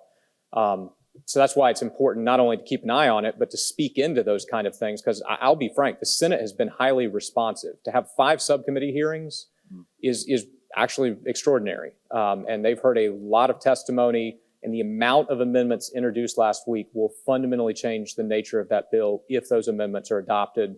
Since 70% of them were introduced by the Senate Majority Leader, I feel pretty good that the subcommittee is going to pick those up. And then the other bill, I mean, we already put enough on our teachers now. I've got to list every book and every piece of paper that I put before a student early in the year and keep that up. That's just another administrative overhead that I think is difficult. And, you know, we spend so much time over what we teach here in our schools and the materials, yet our students, you know, when they go home, have full access to the internet. So we're worried about what they see, and rightly we should have some boundaries, but I think, unfortunately, when they're listening to the radio on the way back and forth from school, they're probably getting lessons far worse than anything that we would conceive of here in the school district. Thank you. Yes, sir. Okay, any other comments from any other board members? If not, I have some. Yes, ma'am. First of all, thank you, Mr. Kelly. You were my daughter's teacher, so, you know, I appreciate Yes, ma'am. you. That's why she did so well. I see why now. Thank you so much. That's because Courtney is just that smart, but I'll take it. But my concern is, we started a ad hoc legislative committee for those people that parents that don't know. I think we started at about 2 years ago, because we felt like there are critical bills and issues that are attacking public education. It's subtle, but if we sleep on these issues, you're going to end up with public education being not what you want it to be. In addition to that, I'm very concerned about the language in the bills, because all this language revolves back to critical race theory, and schools districts do not teach critical race theory. But the danger with that is that now you're talking about teachers not having the ability to teach actual history. You're trying to determine what history can be said and what cannot be said. And they're doing that subtly. Once again, these changes are subtle. They're doing that subtly by making it so that teachers would have all this paperwork and things like that. It would become an annoyance to make changes.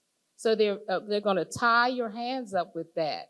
And my concern with that is that the country is in a state that you don't want certain people's history to be taught. Now, we don't ask other people's history to be watered down, but there are certain people's history that there's an attempt to water down because it doesn't make people feel good. But the facts are the facts, and history should be history. And I think that, if I'm not correct, Mr. Kelly, isn't there some other things in there about people who have different gender issues? Yes, ma'am. Yes, there's language in there too. So if you have a child that happens to be gay or straight or whatever, you know, the LGBTQ, I think that's the correct acronym if I'm not saying it right. I think there's language in there somewhere, if I remember, because I saw it, where it says that they wouldn't even require counselors, principals, or teachers to have to take lessons on how to work with different students. So what are we doing? Are we trying to set back the hands of time?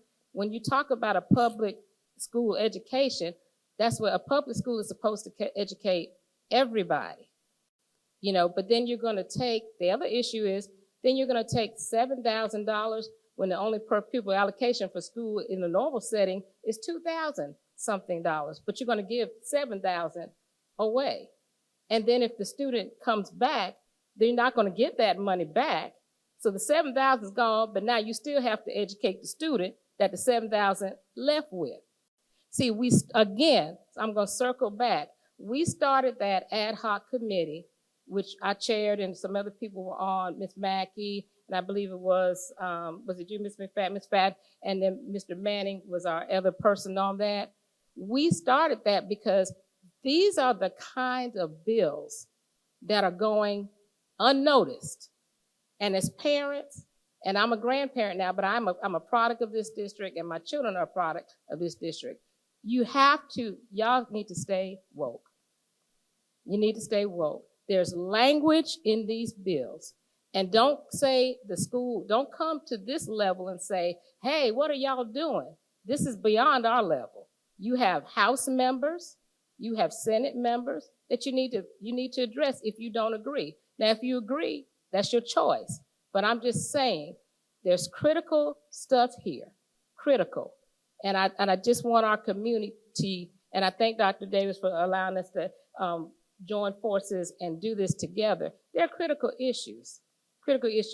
And thank you, Mr. Kelly, because you made it very simple to see in a very simple format. So parents, I'm just urging you, if you have the same concerns, if you don't, that's fine, that's your choice. But if you have these same concerns, you need to look at some of this stuff seriously. Madam Chair, Mr. Manning. Dr. Davis would like to be recognized. Okay. Dr. Davis. Well, I appreciate the opportunity to recognize again, Patrick. Thank you for providing this information to our board and to our community. I'm not going to belabor the point because I know it's getting late in the hour. I just would echo what has been stated already, that it's important for us to be aware of what's taking place here locally, not only just in our school district, but also what's going on at the state level as well. I am very concerned and will be one of those individuals who signed up to speak to these bills, specifically to the curriculums and material bills. I think these bills are going to have a tremendous negative impact on our ability to recruit and retain teachers in our schools, in our public schools, and I cannot say that it's not intentional.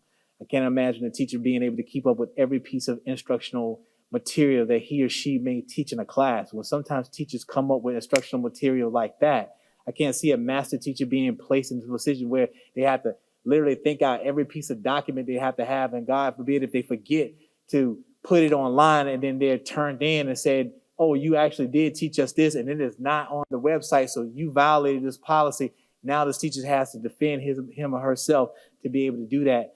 I think they underestimate what teaching really is, because it's not just about classroom instruction. We have other people. So when does it stop? Is there our instructional staff? What about our technology staff that go in and do lessons in classrooms?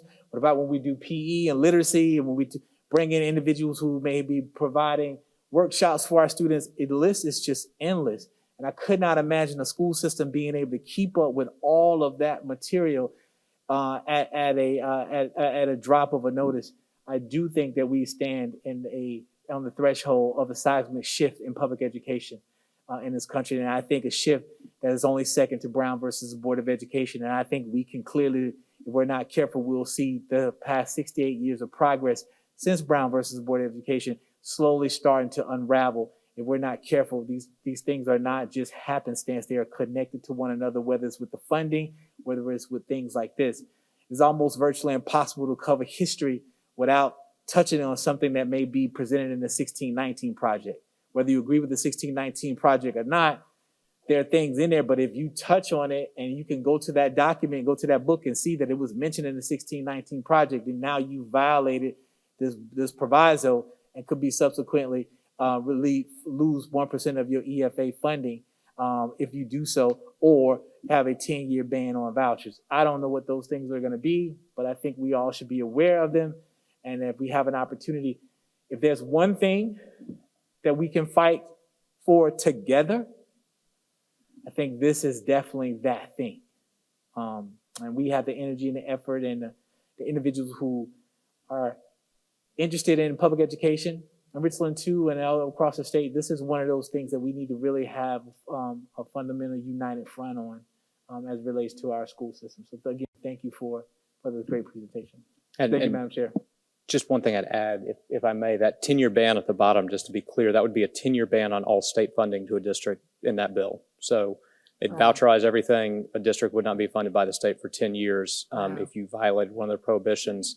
And I would just offer in parting, one thing I've seen in working around the state is that oftentimes in Richland too, we take things for granted that are not the norm elsewhere. That when I hear of things around academic transparency, my gut reaction as a teacher is, well, wait a second, it's transparent. I email my parents every Friday with everything that's coming in my class, with every document. Parents in my class probably are tired of my email address by October. But that's not the norm across the state. We've been blessed in this district with a technology infrastructure that has made Google Classroom the norm for us, while a lot of districts are just now getting a learning management system. So in those scenarios, maybe families didn't have the transparency. We've had strong policies in this district. I've been trained since 2005 about thou shalt nots when it comes to talking about political and partisan topics in a classroom. I mean, if anybody's indoctrinating anybody, I'm the poster child. I teach AP US government. And I bet if you ask my former students what my partisan preference is, you get 33% Democrat, 33% Republican, and 33% that guy's just crazy. And that's what it should be professionally, because I'm in a district that values academic integrity, but also giving students a fair learning environment, and I've been trained accordingly. That's not the norm everywhere. So I would encourage this board as well to share the best practices in Richland too, because we can't assume that just because what happens here is the case in the 76 other districts. It's not always the case, but we can set an example for what could be in 76 other districts without going down the path of some of these unduly burdensome issues that exist in some of these pieces of legislation. So thank you for creating that environment, and I'd encourage you, as you talk to colleagues, as you talk to legislators, as you talk to the community, elevate that so that that becomes the norm, and it diffuses a lot of the stuff that is fueling these 5 bills. So thank you again for the opportunity. Anytime I can help, please let me know. Thank you so much. We really appreciate Madam that. Chair, I say amen. Thank you, sir. Okay, moving on to item 10.1, draft agenda for the February 22nd, 2022 meeting. Dr. Davis. And Madam Chair, members of the board, and to our community, we have our draft agenda items for the February 22nd, 2022 regular scheduled board meeting, which is called to order at 5:30 p.m. We will go into executive session, and the executive session items are listed as a student appeals litigation update. Will come out of our executive session for our public session, where we'll have our inspirational moment, asking for the approval of the agenda, followed by special recognitions. We'll have our consent agenda items, which includes our minutes, our approval of minutes from previous meetings, student admissions requests into the district's adult education program, and employment recommendations, releases, and in-district transfers. We'll have public participation. Our first round of public participation, we'll have our voting on executive session items, which will be our student appeals. We'll have a new business, no action requested, will be the superintendent's highlights and our second quarter pupil services report. This will be followed by the proposed policy revisions to policy BEDI, news media service at board meetings, followed by an update for capital improvements and our legislative updates if there are any to add. This will then be followed by our review of our draft agenda for the March 8th, 2022 board meeting, where we'll ask for a vote for approval of that draft agenda, our second public participation if needed, our board superintendent comments, our executive session 2 if needed, voting on those items if there are any, and then adjournment. Okay. Thank you, Dr. Davis. May I have a motion for the approval of the draft agenda for the February 22nd, 2022 meeting? Madam Chair, Ms. Mackey. I move to approve the draft agenda items for February 22nd, 2022 regular board meeting. Is there a second? Second by, who was that? Dr. Cheryl Caution Parker. Any discussion? Seeing none, we'll take. I do have. Oh, I'm sorry, you had a discussion point? Ms. McFadden? I would like to discuss at what point we're able to ask for other things to be put on the agenda. Madam Chair. Yes. This is, if you have items you would like to have put on the agenda, this is a time where you can make a motion to ask to have an item added onto the agenda. Okay, yes, I have several.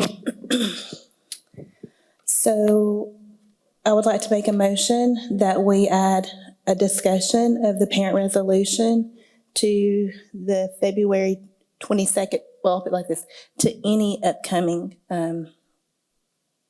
meeting agenda. Is there a second? Second. Second by Ms. Agostini. Any discussion? As a point of, Go ahead. as a point of, Madam Chair, Yes, As a Ms. point of Mackey. clarification, the motion on the floor is for the February 22nd agenda. Yes, so that's what I meant when I said, when can I make a motion, or when is it going to be the time? Because after this, I see that we will just be going to public participation, comments, and then the end. So I wanted to know when was the appropriate time for me to ask for other things to be put on the agenda. So what is your motion? Are you asking for it to be on this 22nd agenda, Ms. McFadden?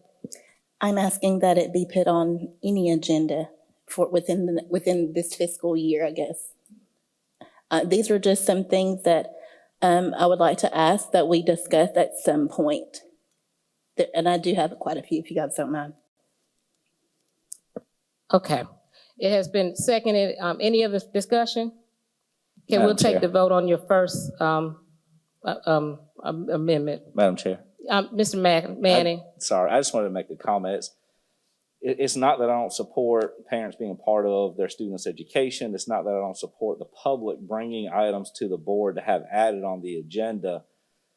But we are elected officials representing the public. The public brings ideas to us. We as elected officials then present those ideas to administration. There's no other governing body. Richland County Council, we heard Mr. Kelly talk about the legislature today.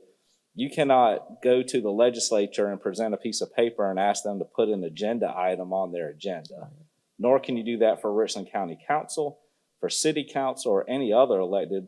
You elect representatives to represent you. And so we are therefore your conduit to the governance process. And Mr. Patrick just talked at length about the transparency that we do offer in Richland too for academic transparency and parent involvement. So it's not that I'm not that I'm opposed to some of the ideals, but for me that resolution goes too far, which is why I will not be supporting it tonight. Okay. Am I able to rebuttal? Yes, Ms. McFadden. Okay, so I understand what you're saying, Mr. Manning. However, we were asked to at least go through it, and I would like to have a parent who represents this to come and speak on their behalf. They had a chance to read it, and some people had some things to do it. And I'm asking that maybe we can come together, and maybe if there's language that we don't agree with, that we can sit down and have a conversation with someone about this. Because they put it together, they took their time to put it together.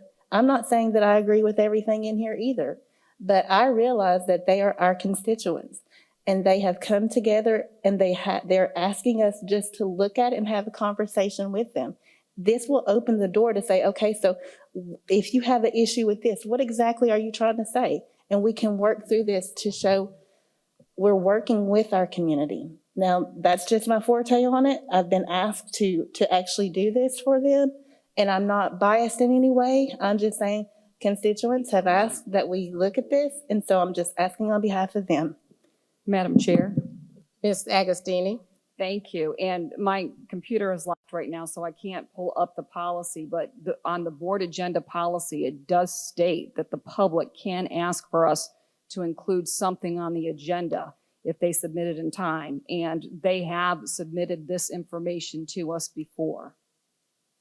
Okay. Any other comments?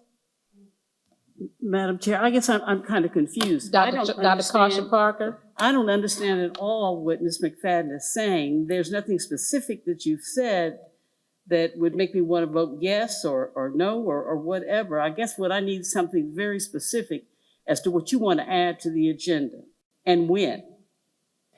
Okay, yes, ma'am. So I would like to add recognizing parents' rights, stakeholders' authority, and political participation, which is a resolution that was given to us by parents.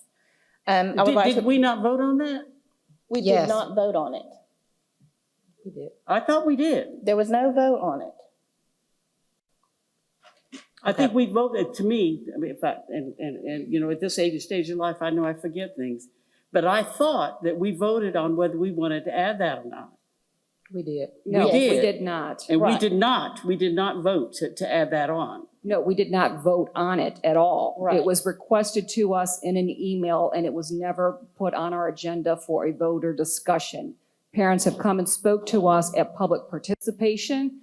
regarding their dislike or dissatisfaction that we have not entertained or brought to the floor of this, but we have not voted on it as a board. Okay, any other comments, Ms. Mackey?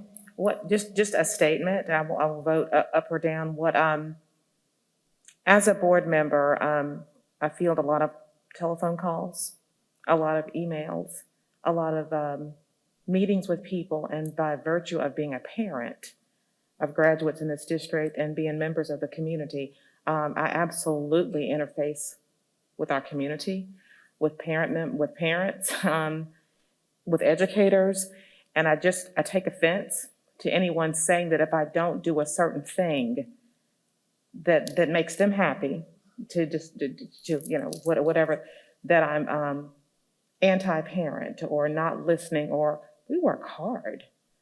There is a lot that goes on in between board meetings, and these board meetings are a meeting of the board that is conducted in public, not a public meeting that is held for the board. So I just want to make the point, regardless of how I'm going to vote, that we work hard, and when I get comments like, if you don't do this, or if you don't support this, then you're anti-parents or you're anti-teacher. That is simply not the case, especially I'm a parent. I am a parent of Richland 2 graduate, so there's no zero-sum game. There's no either or. There's no you have to do this or that. I will vote up or down, but I just want to make a statement that I take exception to people making threats or saying that if you don't do this thing that I want you to do, then you're anti-whatever, anti-parent, anti-teacher, or whoever is asking the request at the time. So I take exception to that. Okay. Thank you, Madam Chair.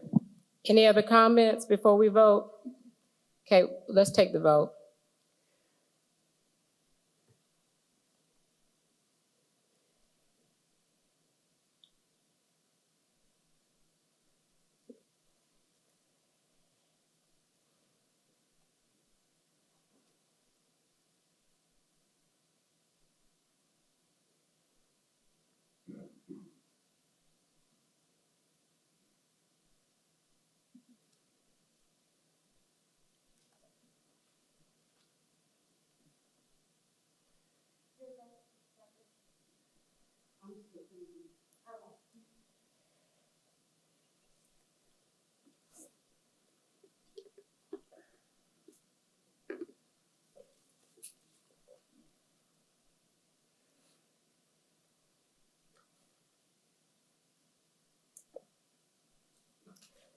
Motion fails, 3 yes, 4 no.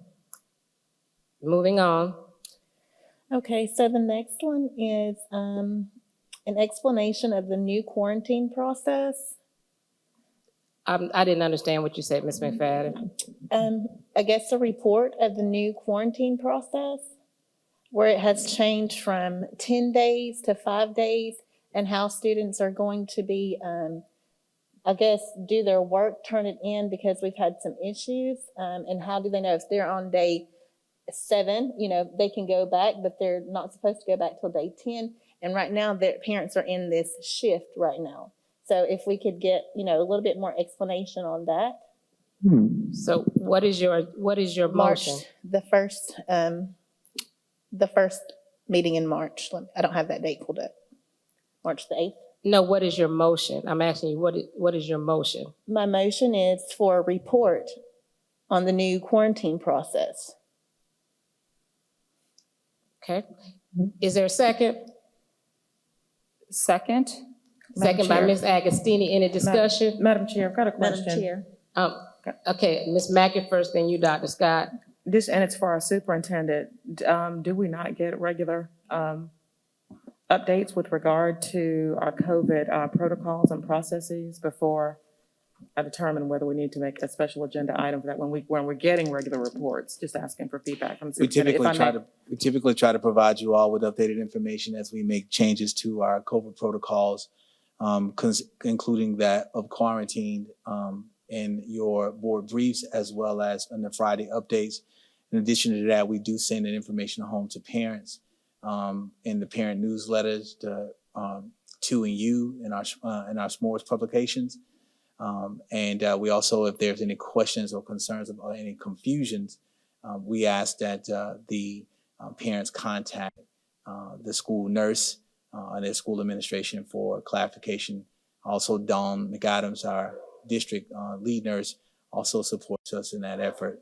We have had, in this midst of changing from 10 to 5, some questions, but when we were able to direct those few individuals that reached out who did not quite understand, we were able to direct them to the appropriate staff member at the school level, i.e. being the nurse. They've been able to get their questions resolved, their questions answered and resolved. Okay, Dr. Scott? I think Dr. Davis just answered my question. Okay, so I don't have one now. Okay. Madam Any other Chair? Ms. Agostini? Thank you. I'm in agreement, and actually I'd rather have I would call it a COVID update sooner rather than later, even with these changes that we just had in terms of quarantine. I think it would have been nice to have it included in our agenda tonight, because yesterday when school did start, there was confusion about who could come back and who could not. And while we made our best efforts to notify all the nurses, there were still concerns. And also, just from hearing people speak tonight about, I'm curious what is going home academically with these students. It doesn't seem that we have an academic protocol. I have a student intern who's becoming a nurse practitioner. In her personal experiences of one child being sent home 3 times for quarantine, but receiving the same packet, is that universal across our district, or is that, so I'm looking for more information on, how the curriculum aligns with what is being taught in the classroom and what services are being provided. So I would like to see this sooner rather than later. Thank you. Dr. Davis? District administration is not opposed to providing a COVID update. If that's the pleasure of the board, I would just be very careful for the perception based off of a few people's comments this afternoon or this evening about their difficulties. We have 28,000 plus students in our district, and we have had several thousands of students who have been placed in quarantine. Many of the reasons that students have been placed in quarantine for multiple occurrences is a family choice on whether or not to have their sons or daughters vaccinated that creates that condition. Whether or not there's a systemic issue in the district as far as the work is being done, I would say that there is not. But we would be more than happy, if that's the will of the board, to provide the board with information on what we're doing as it relates to providing our students with continuing instruction while they're out on COVID. I also would remind the board and just keep in mind that not only are students out, but teachers are out. So I visited classrooms over the course of this pandemic. I visited several classes a day, and I can tell you our teachers, our instructional aides, and our R2I specialists, and many individuals are doing every single thing that they can to ensure that students are getting instruction while they're in school and while they're not in school. And so I just don't want us to paint the picture that based off of a few people who may have some concerns, and I think their concerns can be legitimate and their experiences may be right on point, but not to paint or assume that makes it a systemic issue throughout the district. It could just be incidents or issues at a particular school with a particular teacher, and those things happen, whether it's COVID, whether it's consistent disciplinary practices, whether it's test, retest, whether there's anything, there's always going to be a little inconsistency in some areas when you work with a school system as large as ours. But I would say that we are more consistent than we are inconsistent in our practice in ensuring that these students are getting the materials that they deserve. But we do stand ready should the board ask or would like a COVID update, and including what we're doing in our academic practices to ensure that our students are receiving work. Madam Chair. Okay, any of, Ms. Mackey? Yeah, just wanted to make a statement with regard to things that come to us as board members or district people. I just want to encourage people to be solutions oriented. If you know the answer to, when I get questions, because I've been a parent, I got a lot of friends who are parents, a lot of friends who are, parents of athletes, and parents who are, church members, community members. And so there are a lot of pockets of organizations to which I belong. If I'm talking to 3 people or 2 people who had a concern about something, I'm going to try to get them a solution to whatever their question is. Either if I know it, I'll let them know that, or let Dr. Davis know. What I'm not going to come back and say is, based on the population, based on my conversations with these 2 or 3, whatever people, that the district has a systemic issue with whatever that issue is. I'm not going to do that. I just would encourage us all to be solutions oriented. If someone comes to you and has a question or concern, I'm asking that you get them an answer. Let the superintendent know, or not try to stockpile it as something bad or a gotcha moment or something, but not to generalize statements, and to try to help people. If folks are coming to us and they're asking questions about their students, or they have an issue with, not being clear about whatever a protocol is, then ask us that and we'll get you some help. Just want to encourage everyone in the room to be solutions oriented when we're being contacted, and when people are contacting us. I hope that when people contact me, I can only speak for me, I won't make a generalization. They're calling me because they know that I probably have some information and can try to point them in the right direction and get them some help for the end user of the product for which we're advocating, which is education. So they're ultimately asking for something for their children. So I'm trying to get them that help, or make sure they get the help they need and direct it. And just wanted to make a statement. And with regard to COVID protocols, I am fine with that. Not mandating when we get it. I trust that we will get an update, as we always do. Everything that goes to the district and the newsletters and emails and all, we get them too. You're kind enough to share those with us too. So anyone who has a question, who's an outlier and didn't get that, I'm happy to give them that information. But just wanted to make an impassioned plea for people who get calls or comments to try to get solutions for those persons, and not to use it as, a gotcha moment, or to make generalizations, that those 3 people speak for the entirety of the district. Thank you. Thank you, Ms. Mackey. Any other comments or concerns? Dr. Caution Parker? Being an Army brat and the wife of a retired military man, I believe in the chain of command. I believe in following protocol. Start at the school level. All these issues that keep coming directly to us, and they don't send it to the entire board. They send it to Cheryl, Lindsay, Amelia, all the individuals. And a lot of this can be addressed at the school level. They're wasting a lot of time, important time, to help their children by doing something like that, going directly to the board. And what we do, we give it to the superintendent. He gives it to whoever's over curriculum. They go back to the school. I mean, that's a waste of time. Follow protocol, follow the chain of command, go to the school first. And if you're not satisfied, then go on up the chain. Okay. Madam Chair. Ms. Agostini? Thank you. And I think I need to clarify something, because I was speaking about somebody that I'm working with individually. This came out organically when we were talking about the direction of where she wanted to go to, and had already addressed it with administrators at the school. And also when we got the email about her child not being able to go to school yesterday after being in quarantine, the first person that she contacted was the nursing assistant at the school, who told her her child couldn't go to school. And I believe everybody received that email. Thank you. Okay, any other comments? Just as a clarification, when I'm making a comment, Yeah, Ms. Mackey. I'm making a comment. I didn't call anyone's names when I'm talking. I'm simply making a comment, because this is not something that happens at just this board meeting. Wasn't talking about anyone specifically or any specific situation. My comment was a generalization. Thank you so much. You're welcome. At this time, if there are no other comments, we'll take the vote on your motion.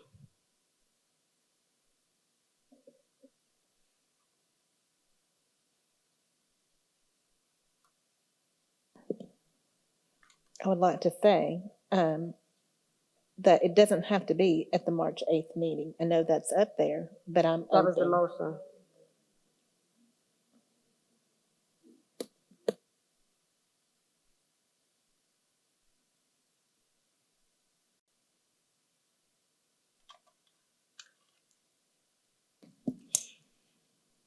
Madam Chair.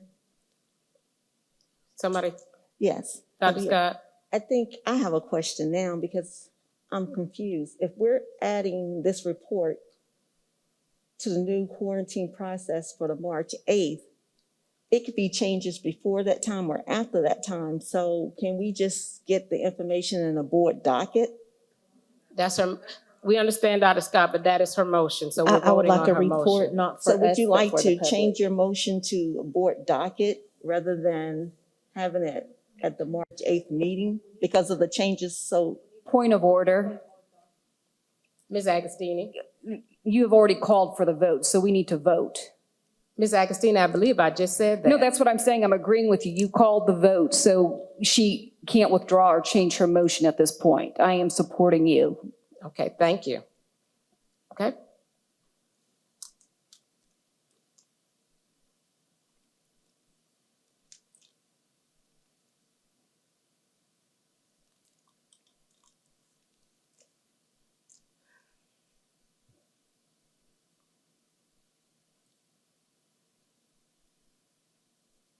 Motion fails, 3 yes, 4 no.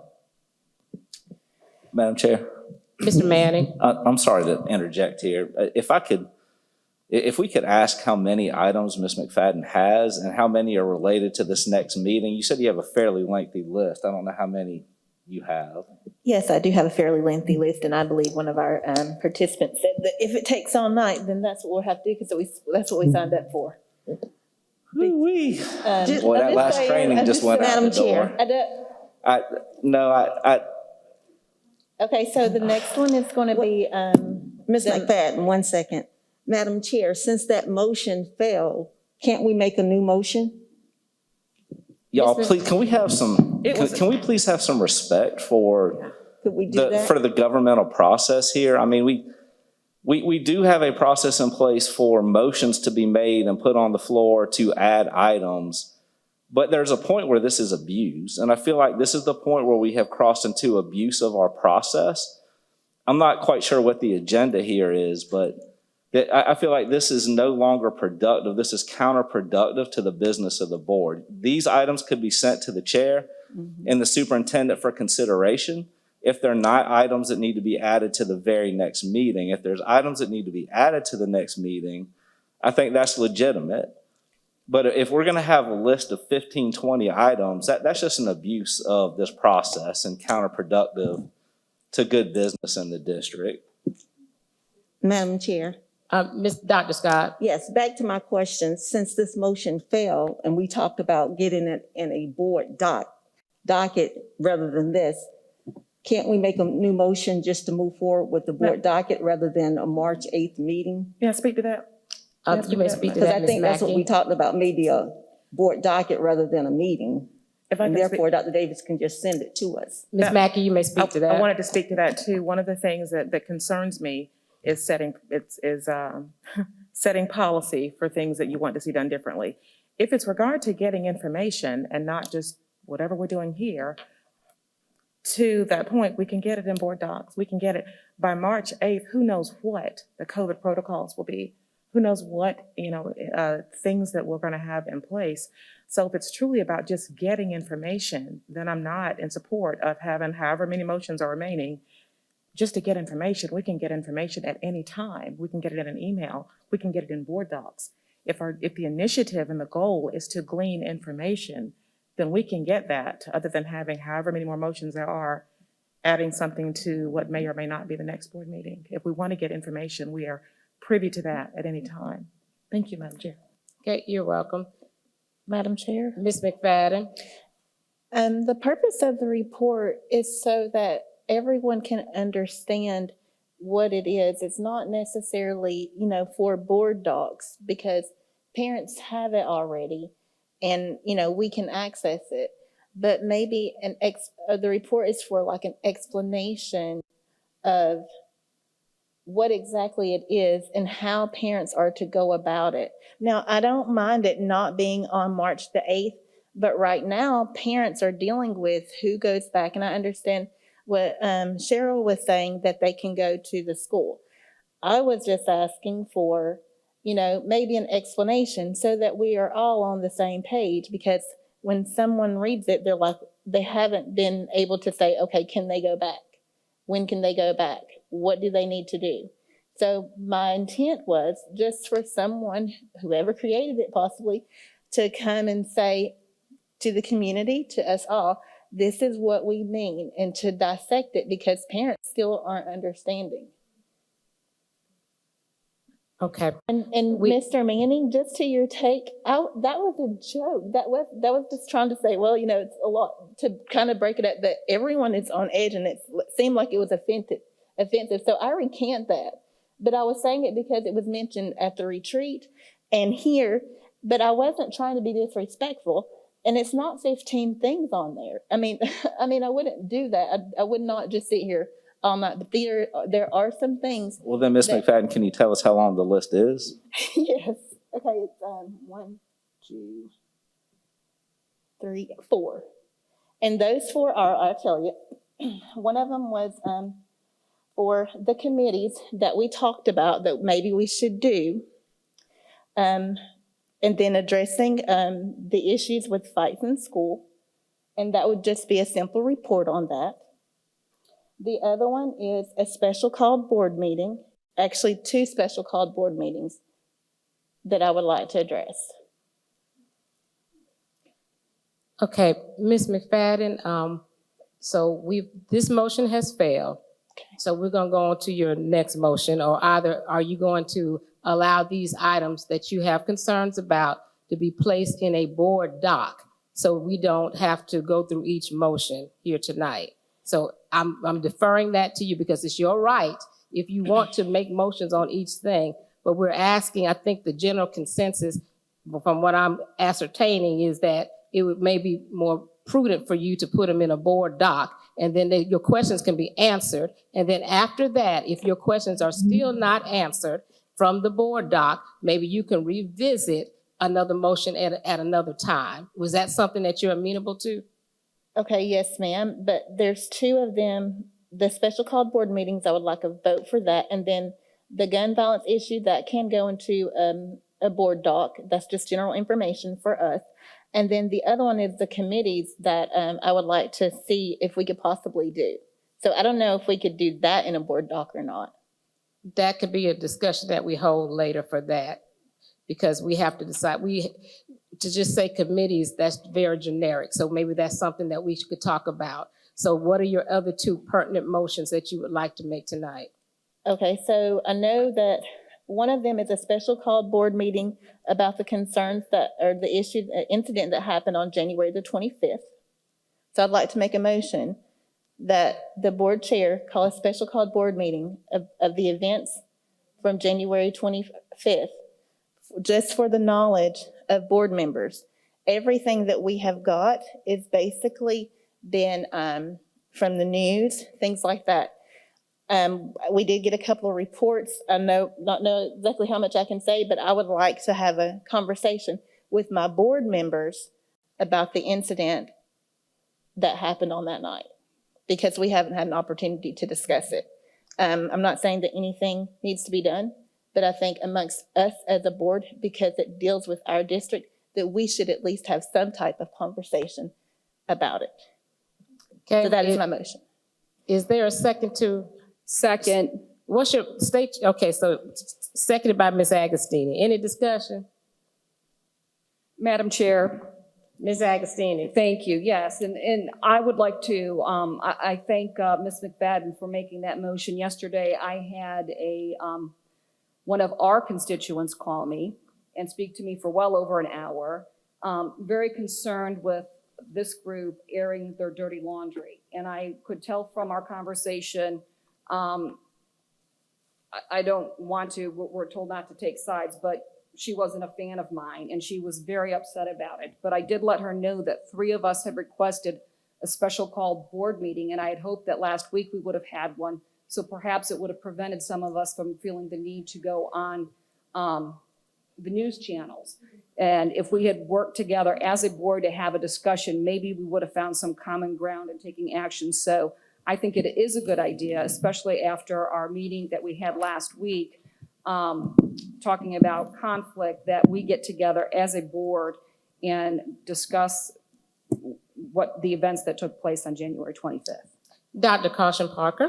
Look, we've already been down this road.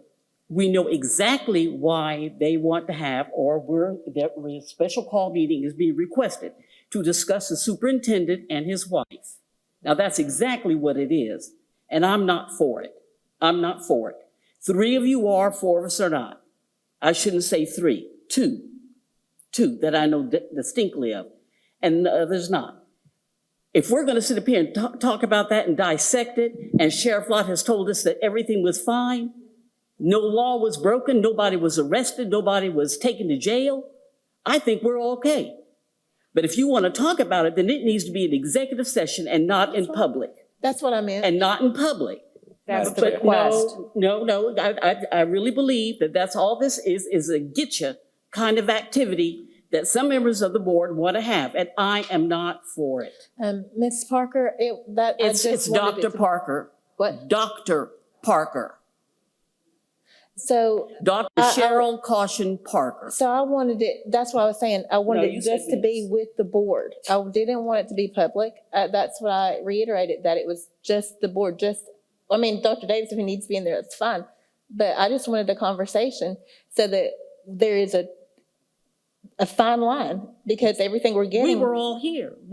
There was only one person absent, that was Miss Agostini, but the rest of us were here. I was over here. Yes. I didn't even see half of it. Well, we're not gonna get into it. That's why I want to have a discussion with just the board and maybe Dr. Davis in there. Madam Chair. Can we take the vote?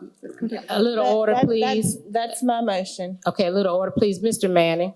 I just want to say, I've been on this board long enough that we've had similar incidents occur, and we did not have a special call meeting to discuss those issues.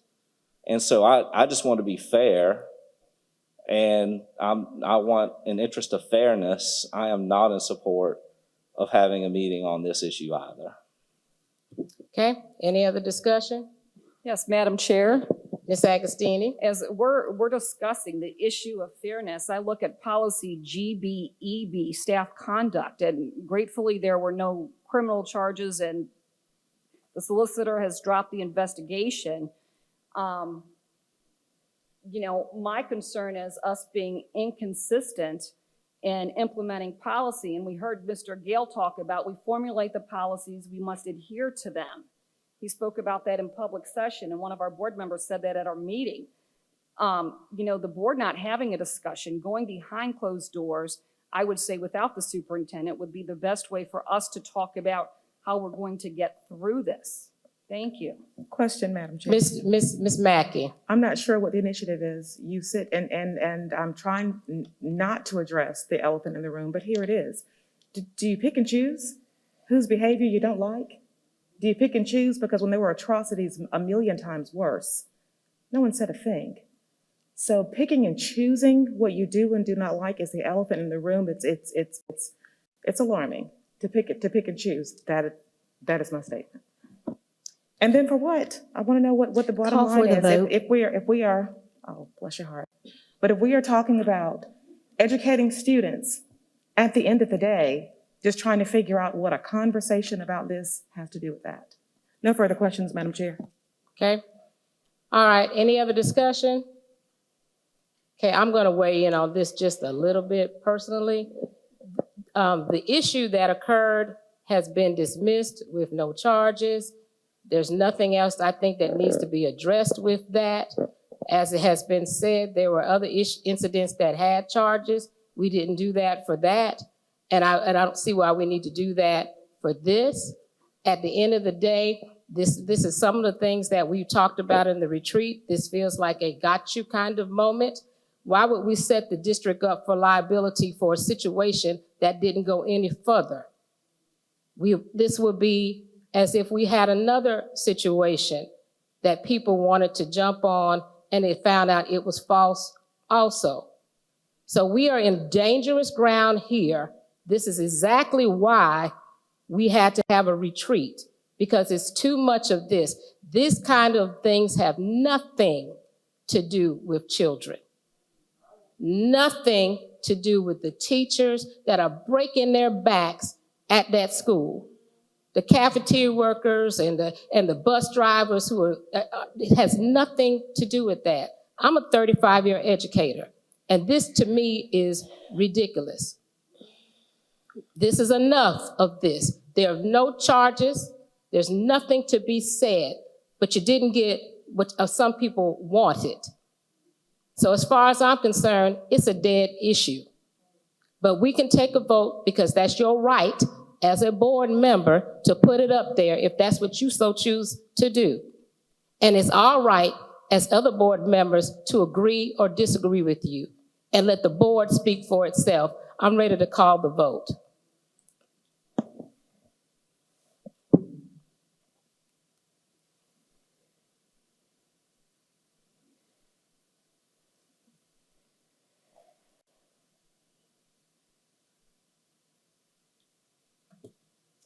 And Madam Chair, for the record, I'm missing an answer strong enough to my no for that. Thank you. Motion fails, 3 yes, 4 no. Ms. McFadden, is there anything else you wanted to add? Yes, it's that second called board meeting about the superintendent's lawyer letter that we received and the email about not communicating with me.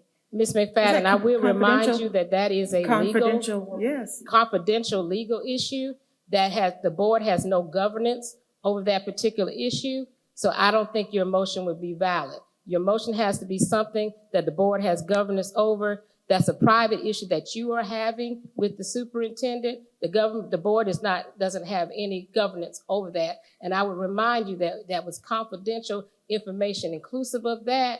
So I don't think a motion would be valid.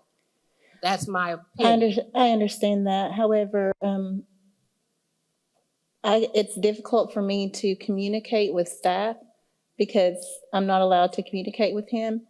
And I would just like to have a meeting to discuss, well, when is it that he's going to be able to, or whenever he wants to say that this situation with the lawyer and this situation with the email are going to be lifted. Ms. McFadden, it was from my, excuse me 1 second. It was from my understanding that you have not been barred from having communication with the superintendent. What has been relayed to me, and I will stand corrected if I'm to be corrected, is that you can talk to the superintendent within the scope of your duties with the board.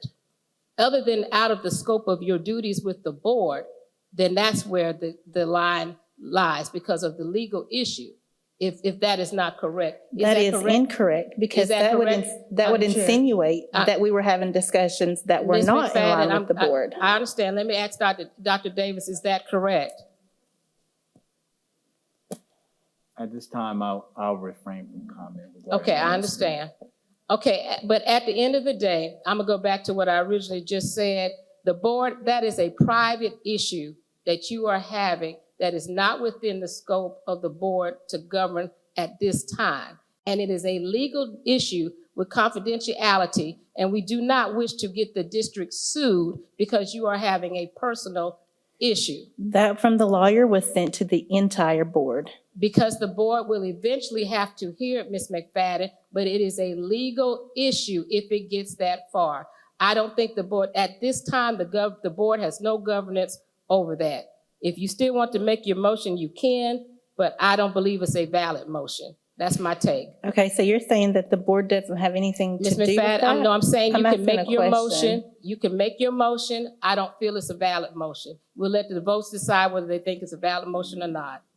Madam Make your Chair, motion. that's not a motion that we can accept. That's an issue that Ms. McFadden's personal lawyer needs to address with Dr. Davis's lawyer, and it's outside of the purview of the board. No, Madam Chair. The letter was sent to the entire board. Madam It was sent Chair. through the Ms. board Agostini. lawyer. Now, and I disagree with my colleagues, and I'm in agreement. I would like to see Ms. McFadden make a motion to have a special called board meeting to discuss superintendent board relations. And if you all go back to the December 8th email that was sent to all of us, it was in his best interest to have, not to have any further communication with Ms. McFadden. This is a public email at this time outside of full board responsibilities. And for me, I'm unclear outside of full board responsibilities because the event that occurred to generate this email, I would see she was looking for policy on how to address an issue, our guns in schools. So that is what I'd like to see, is a motion made for the board to discuss this email and how the board and the superintendent are relations. Thank you. Madam Chair, Ms. Mackey? if I'm not mistaken, we just held a whole entire workshop with regard to board and superintendent relations, board member superintendent relations. That happened on Friday, and we are what? A few days out, and we are right back in the same ditch. Number two, I don't know if your motion's even been seconded and we should even be discussing this, but since it seems to be open season, with regard to a personal matter of the board member, I'm not going to vote on that. The board is copied on plenty of emails that have nothing to do with us, that we do not have jurisdiction over, that is forwarded to someone else to handle. Just because you are copied on an email does not mean that I have no intention of voting on a personal matter that a board member is involved in, none whatsoever. Okay. Dr. Kasha Parker? And I'm only speaking for me because I can't speak for the board.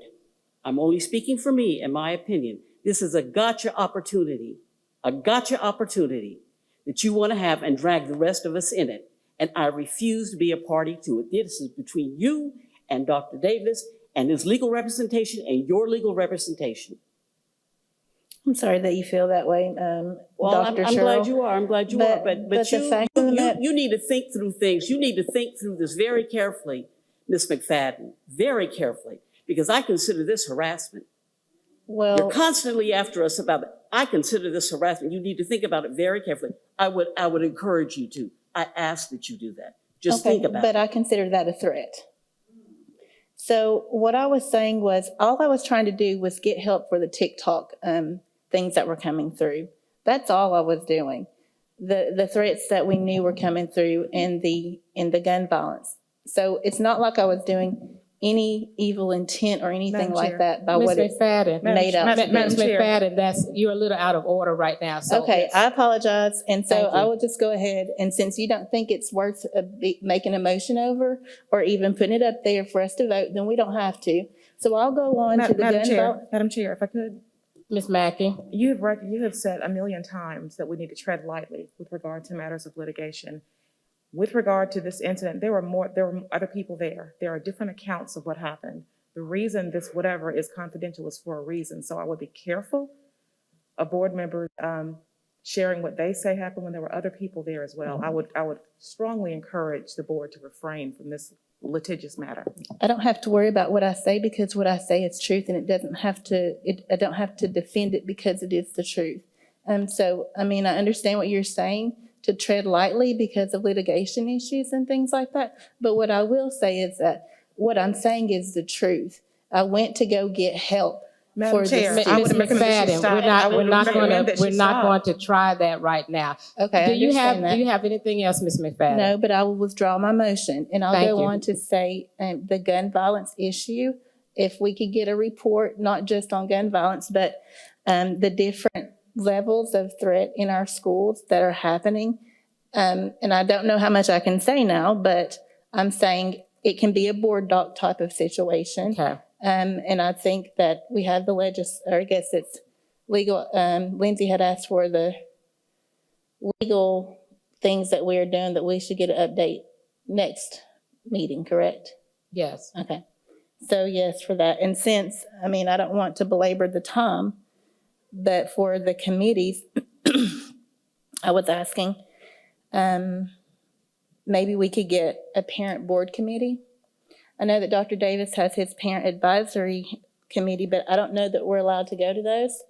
So if the board could have one to where we have a meeting with parents, so that, because they come up here for 3 minutes, and it can be anybody, you know, sometimes we do hear from the loudest people who have the biggest issues right now, but something where parents can come and go and they can actually address their issues to the board instead of just random emails or something like that, just anything so that the community knows if you want to have something to say and you would like a response, then you can come up on a particular day. So my motion would be to create a committee, a parent board committee for the constituents. Or I'll change it from parent to say a community board committee. Is this an agenda item, Madam Chair? I'm asking for a motion. Madam Chair, we've never done a vote on committee. It's up to the policy dictates that the chair and superintendent create the committees. That's not an item that's a votable item. Thank you, Mr. Manning, for that clarity. Ms. McFadden, we can put that again to address your concern. You can put that and we can talk about that in a board doc of some sort and have that maybe do something in a different way with that, okay? Okay, so can we add that one and then one for the understanding of the ESSER funds? And then possibly one for how students are going to get caught up from the next 5 years when we had that report. I can't remember the young lady's name. Yes, those are suggestions for committees that we have. Okay, okay, we don't typically do that out here on the floor like this. Let's move that to where we talk about that in a different setting, if that's okay with you. So, yes, just tell me what setting that would be. Ms. McFadden, we'll have to look at it. I'm not sure at the moment, so do not make me say something I'm not sure of. Okay. But I don't think this is where we need to do that at tonight, okay? So let's move on, please. Are you finished? That is all. Okay, thank you. Thank you. Okay. I'm so confused. Where are we at now? I had a motion on the floor, Madam Chair, to approve the agenda items. The agenda items for the February 22nd, 2022 meeting. Yes, Do I have, it was already seconded. Yes. Let's vote.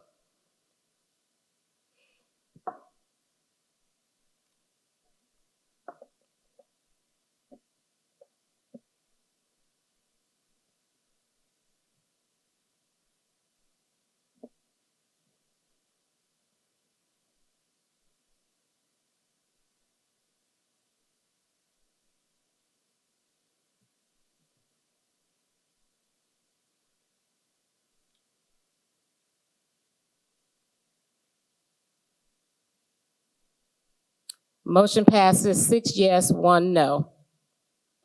Okay. Moving on, there's no need for second public participation. Moving on to 13.3, Board and Superintendent comments. I'll start with Ms. Agostini. Thank you, Madam Chair. First of all, I want to congratulate all of those that were recognized this evening. Thank you, Mr. Kelly and Mr. Hodges, for sharing your expertise with us this evening.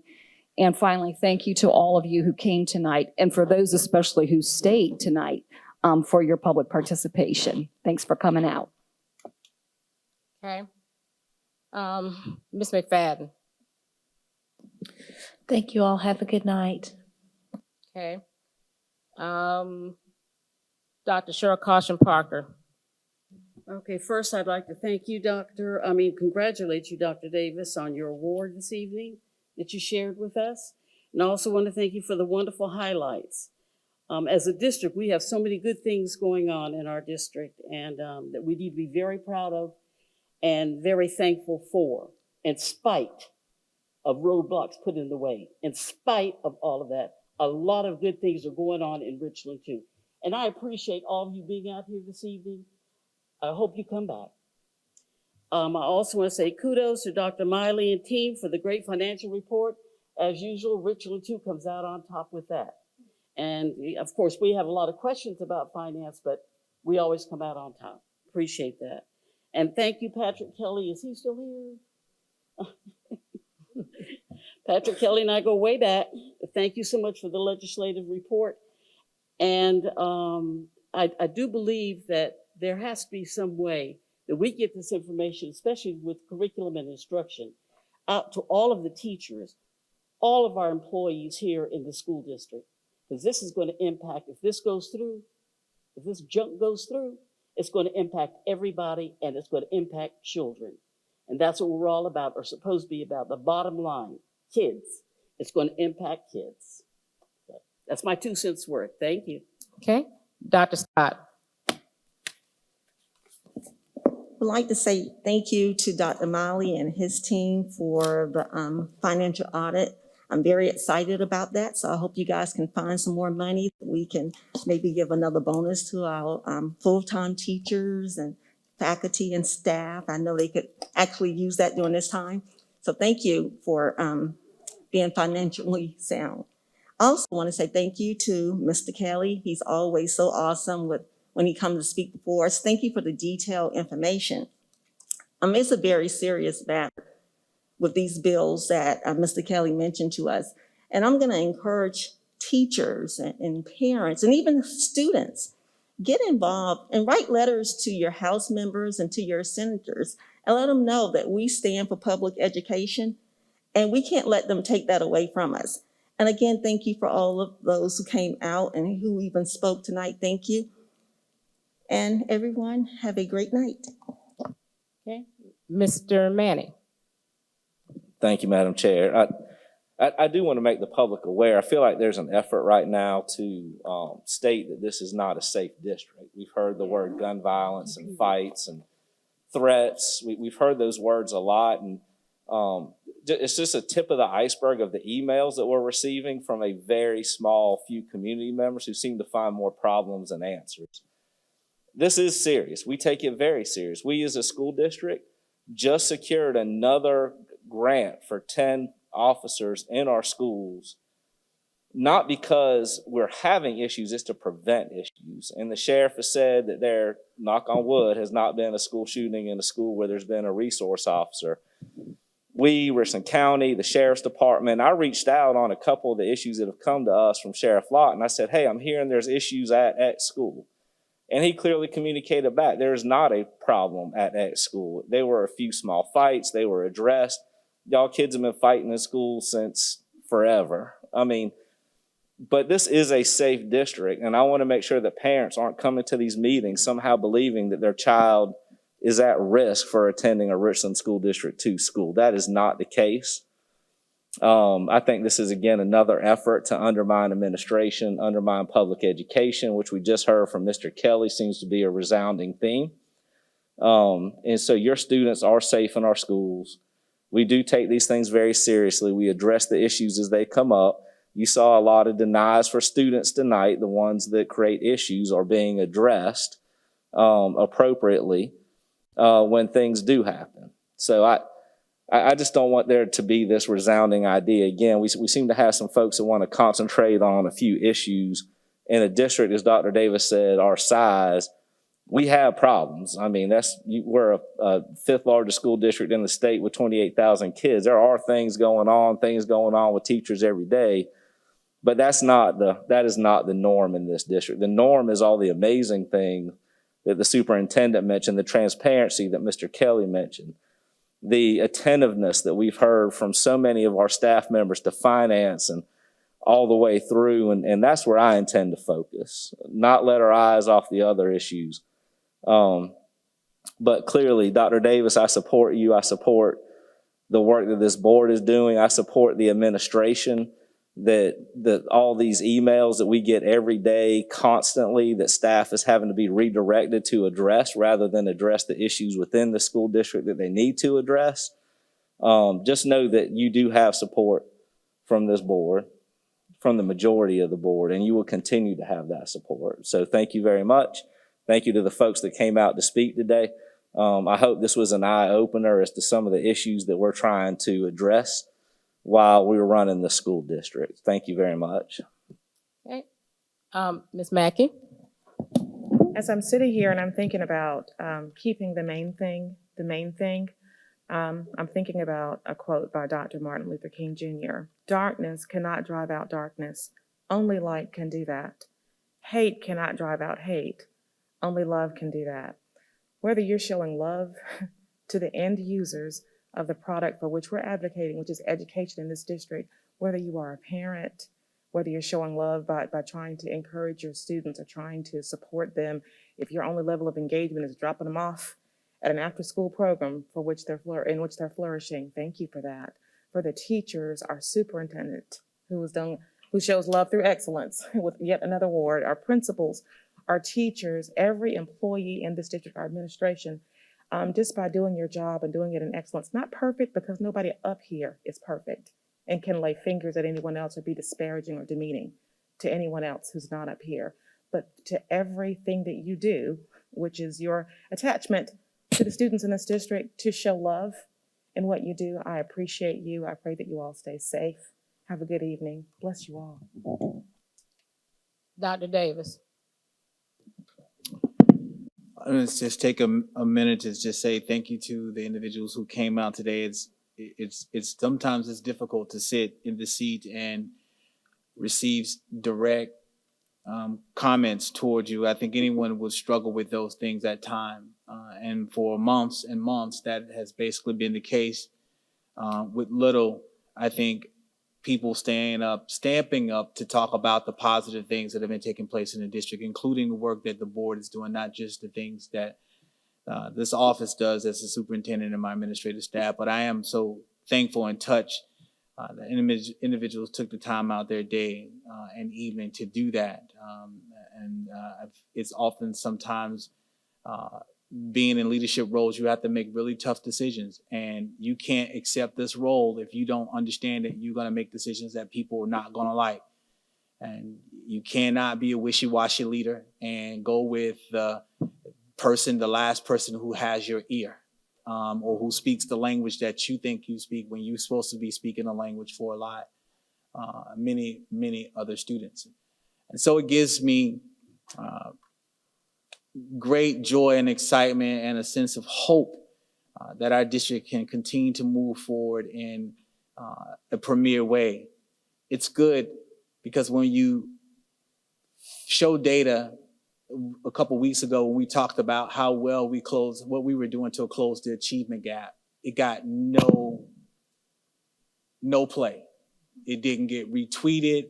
It didn't get an accommodation, a recommendation. But closing the achievement gap in a school district this size is a monumental task. And to see where we moved a group of students in our school district within 3 years prior to the pandemic should have been something that we all praise. I spent more time dealing with email about a parking lot issue at Food Lion, because that's the thing that keeps us going. It's those things. We talk about having good, sound fiscal practices, and it goes nowhere. We talk about being an award-winning school district.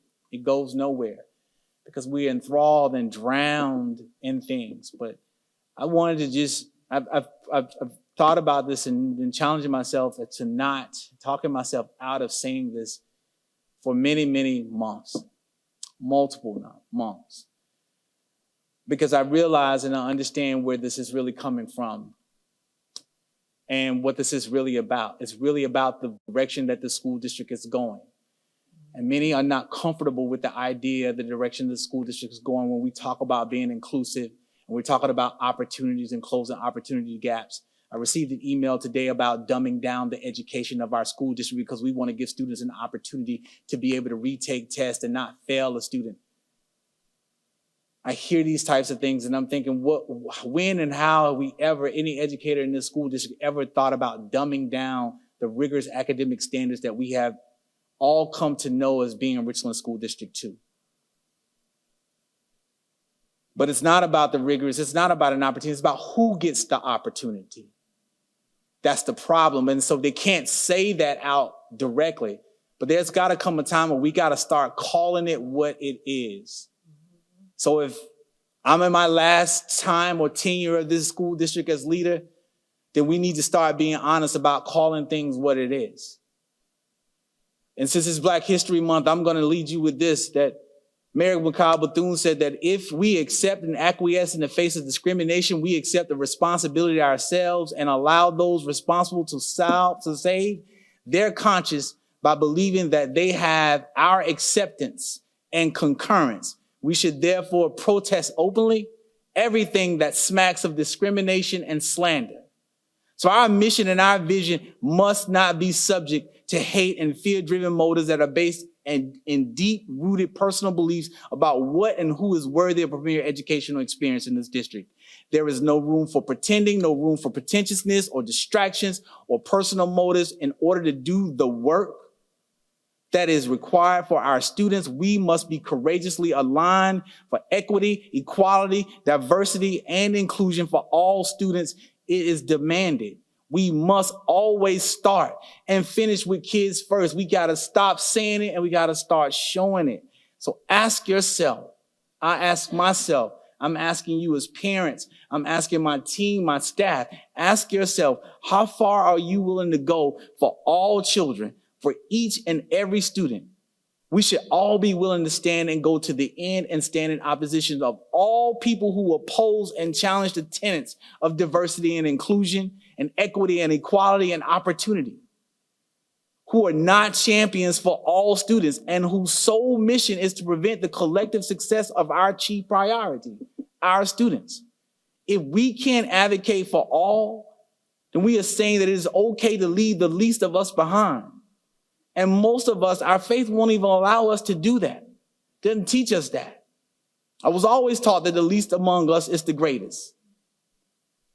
So those of us with these titles and positions of leadership are here to serve and serve them.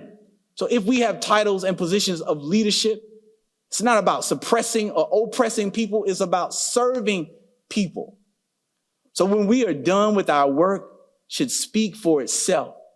What would the evidence say? And if we were on trial for standing for all students, would we be found guilty if there was enough evidence to convict you as a champion of all students? So for those who have been concerned about the future of this district and my future, let the record show that I'm just getting started. Thank you. No applause, please. I know I hate to do that to y'all, but okay, thank you, Dr. Davis. I'm sitting here, and I'm kind of the same vein that Dr. Davis is. You know, I've heard things about 2022 is coming and all this kind of stuff like that. And I'm kind of a rebel in my soul too, because I don't really care about 2022.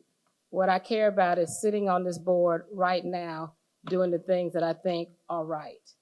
And I'm not going to be a chair that's going to sit here. And sometimes the chair is a hard position because you cannot say everything that you want to say, because it's a very difficult seat to be in. But I think tonight, there's some things that I just have to say. I'm going to say this to all parents. The kids, you stay woke. That's the quote that they use. You need to stay woke. I think it's been very evident here as to where some people are perhaps trying to take this district. And I'm going to say this because it came to me when I thought about this. And then there'll be some people say, well, no, because no, other people support that. But I'm going to say that Judas walked with Jesus and then kissed him on the cheek. And I'm going to leave that with that. But Judas walked with Jesus and then kissed him on the cheek. So what I'm saying to you all is that you have got to stand up for everybody, because everybody that should be standing up for everybody is not. There is an agenda out there. It is the elephant in the room that no one wants to say. I sat through our workshop the other day and I was disheartened. I'm just going to be honest, because I felt like, how are we going to have an honest dialogue within a public setting and not turn it into a bashing session, which some people may have seen that it could have been. But I'm just saying this to you all as parents. You have to stay woke, and you got to know who you're dealing with. You have to know. You've got to take the time to see the people who's really here for your children, and not just some children or a group of parents that want something, because the demographics of this community are changing. Yes, that's the elephant in the room. And the elephant in the room is that the school districts around the country, not just here, are following the same pattern: critical race theory, violence in the schools, drugs in the schools. That's being used to make you think that your school district is chaotic. That's what's going around. Because if you get parents up enough, they say, we just need to get rid of everything and everything that's working. But that's what they want you to do, because they know it is working. You know it's working when you get a cognitive which is advanced ed, above average. I used to be an advanced ed evaluator, And I can tell you how hard that is to get that. You know, when you're physically sound, you got an A1 bond rating, you can get money and do everything you want with your district. You've got students and teachers and assistants that are winning national and state awards. So really, what is really wrong with your district except for the demographics have changed? Stay woke as a community. I thank you all for coming, that came out to show a different side to our district, because there has been a lot of the other side shown, and we need you to come and say, oh no, you cannot have our district. Because that's what's being attempted here. Dr. Davis, congratulations on your award, another award, because you have many. So I don't want to belabor the point, but I'm just gonna say, where's the media tonight? Where was the media? Do you see them? But let some foolishness be down. And we have people who call the media because it's orchestrated foolishness. I wish you all had called the media tonight to let them see the soundness of your district. But where are they? You don't see them. So you're going to have to tell your own story about your own district. I encourage you to do so, because I'm going to sit here and tell my story about our district, because I'm proud of this district. I'm a product of this district. And so I'm not going to let anybody tell me we have a bad district when I know better. I worked in bad districts, and this is not one of them. So tell your story. We're going to tell our story. 2022 come what may, but I will not sit here with Kool-Aid in my veins and act like I don't have a voice. And I'm done. May I please have a motion to adjourn? Madam Chair, I move to adjourn the meeting. Is there a second? Second. Second by Mr. Manning. Any discussion? Seeing none, all in favor, raise your hand. Motion passes unanimously. Y'all have a blessed evening.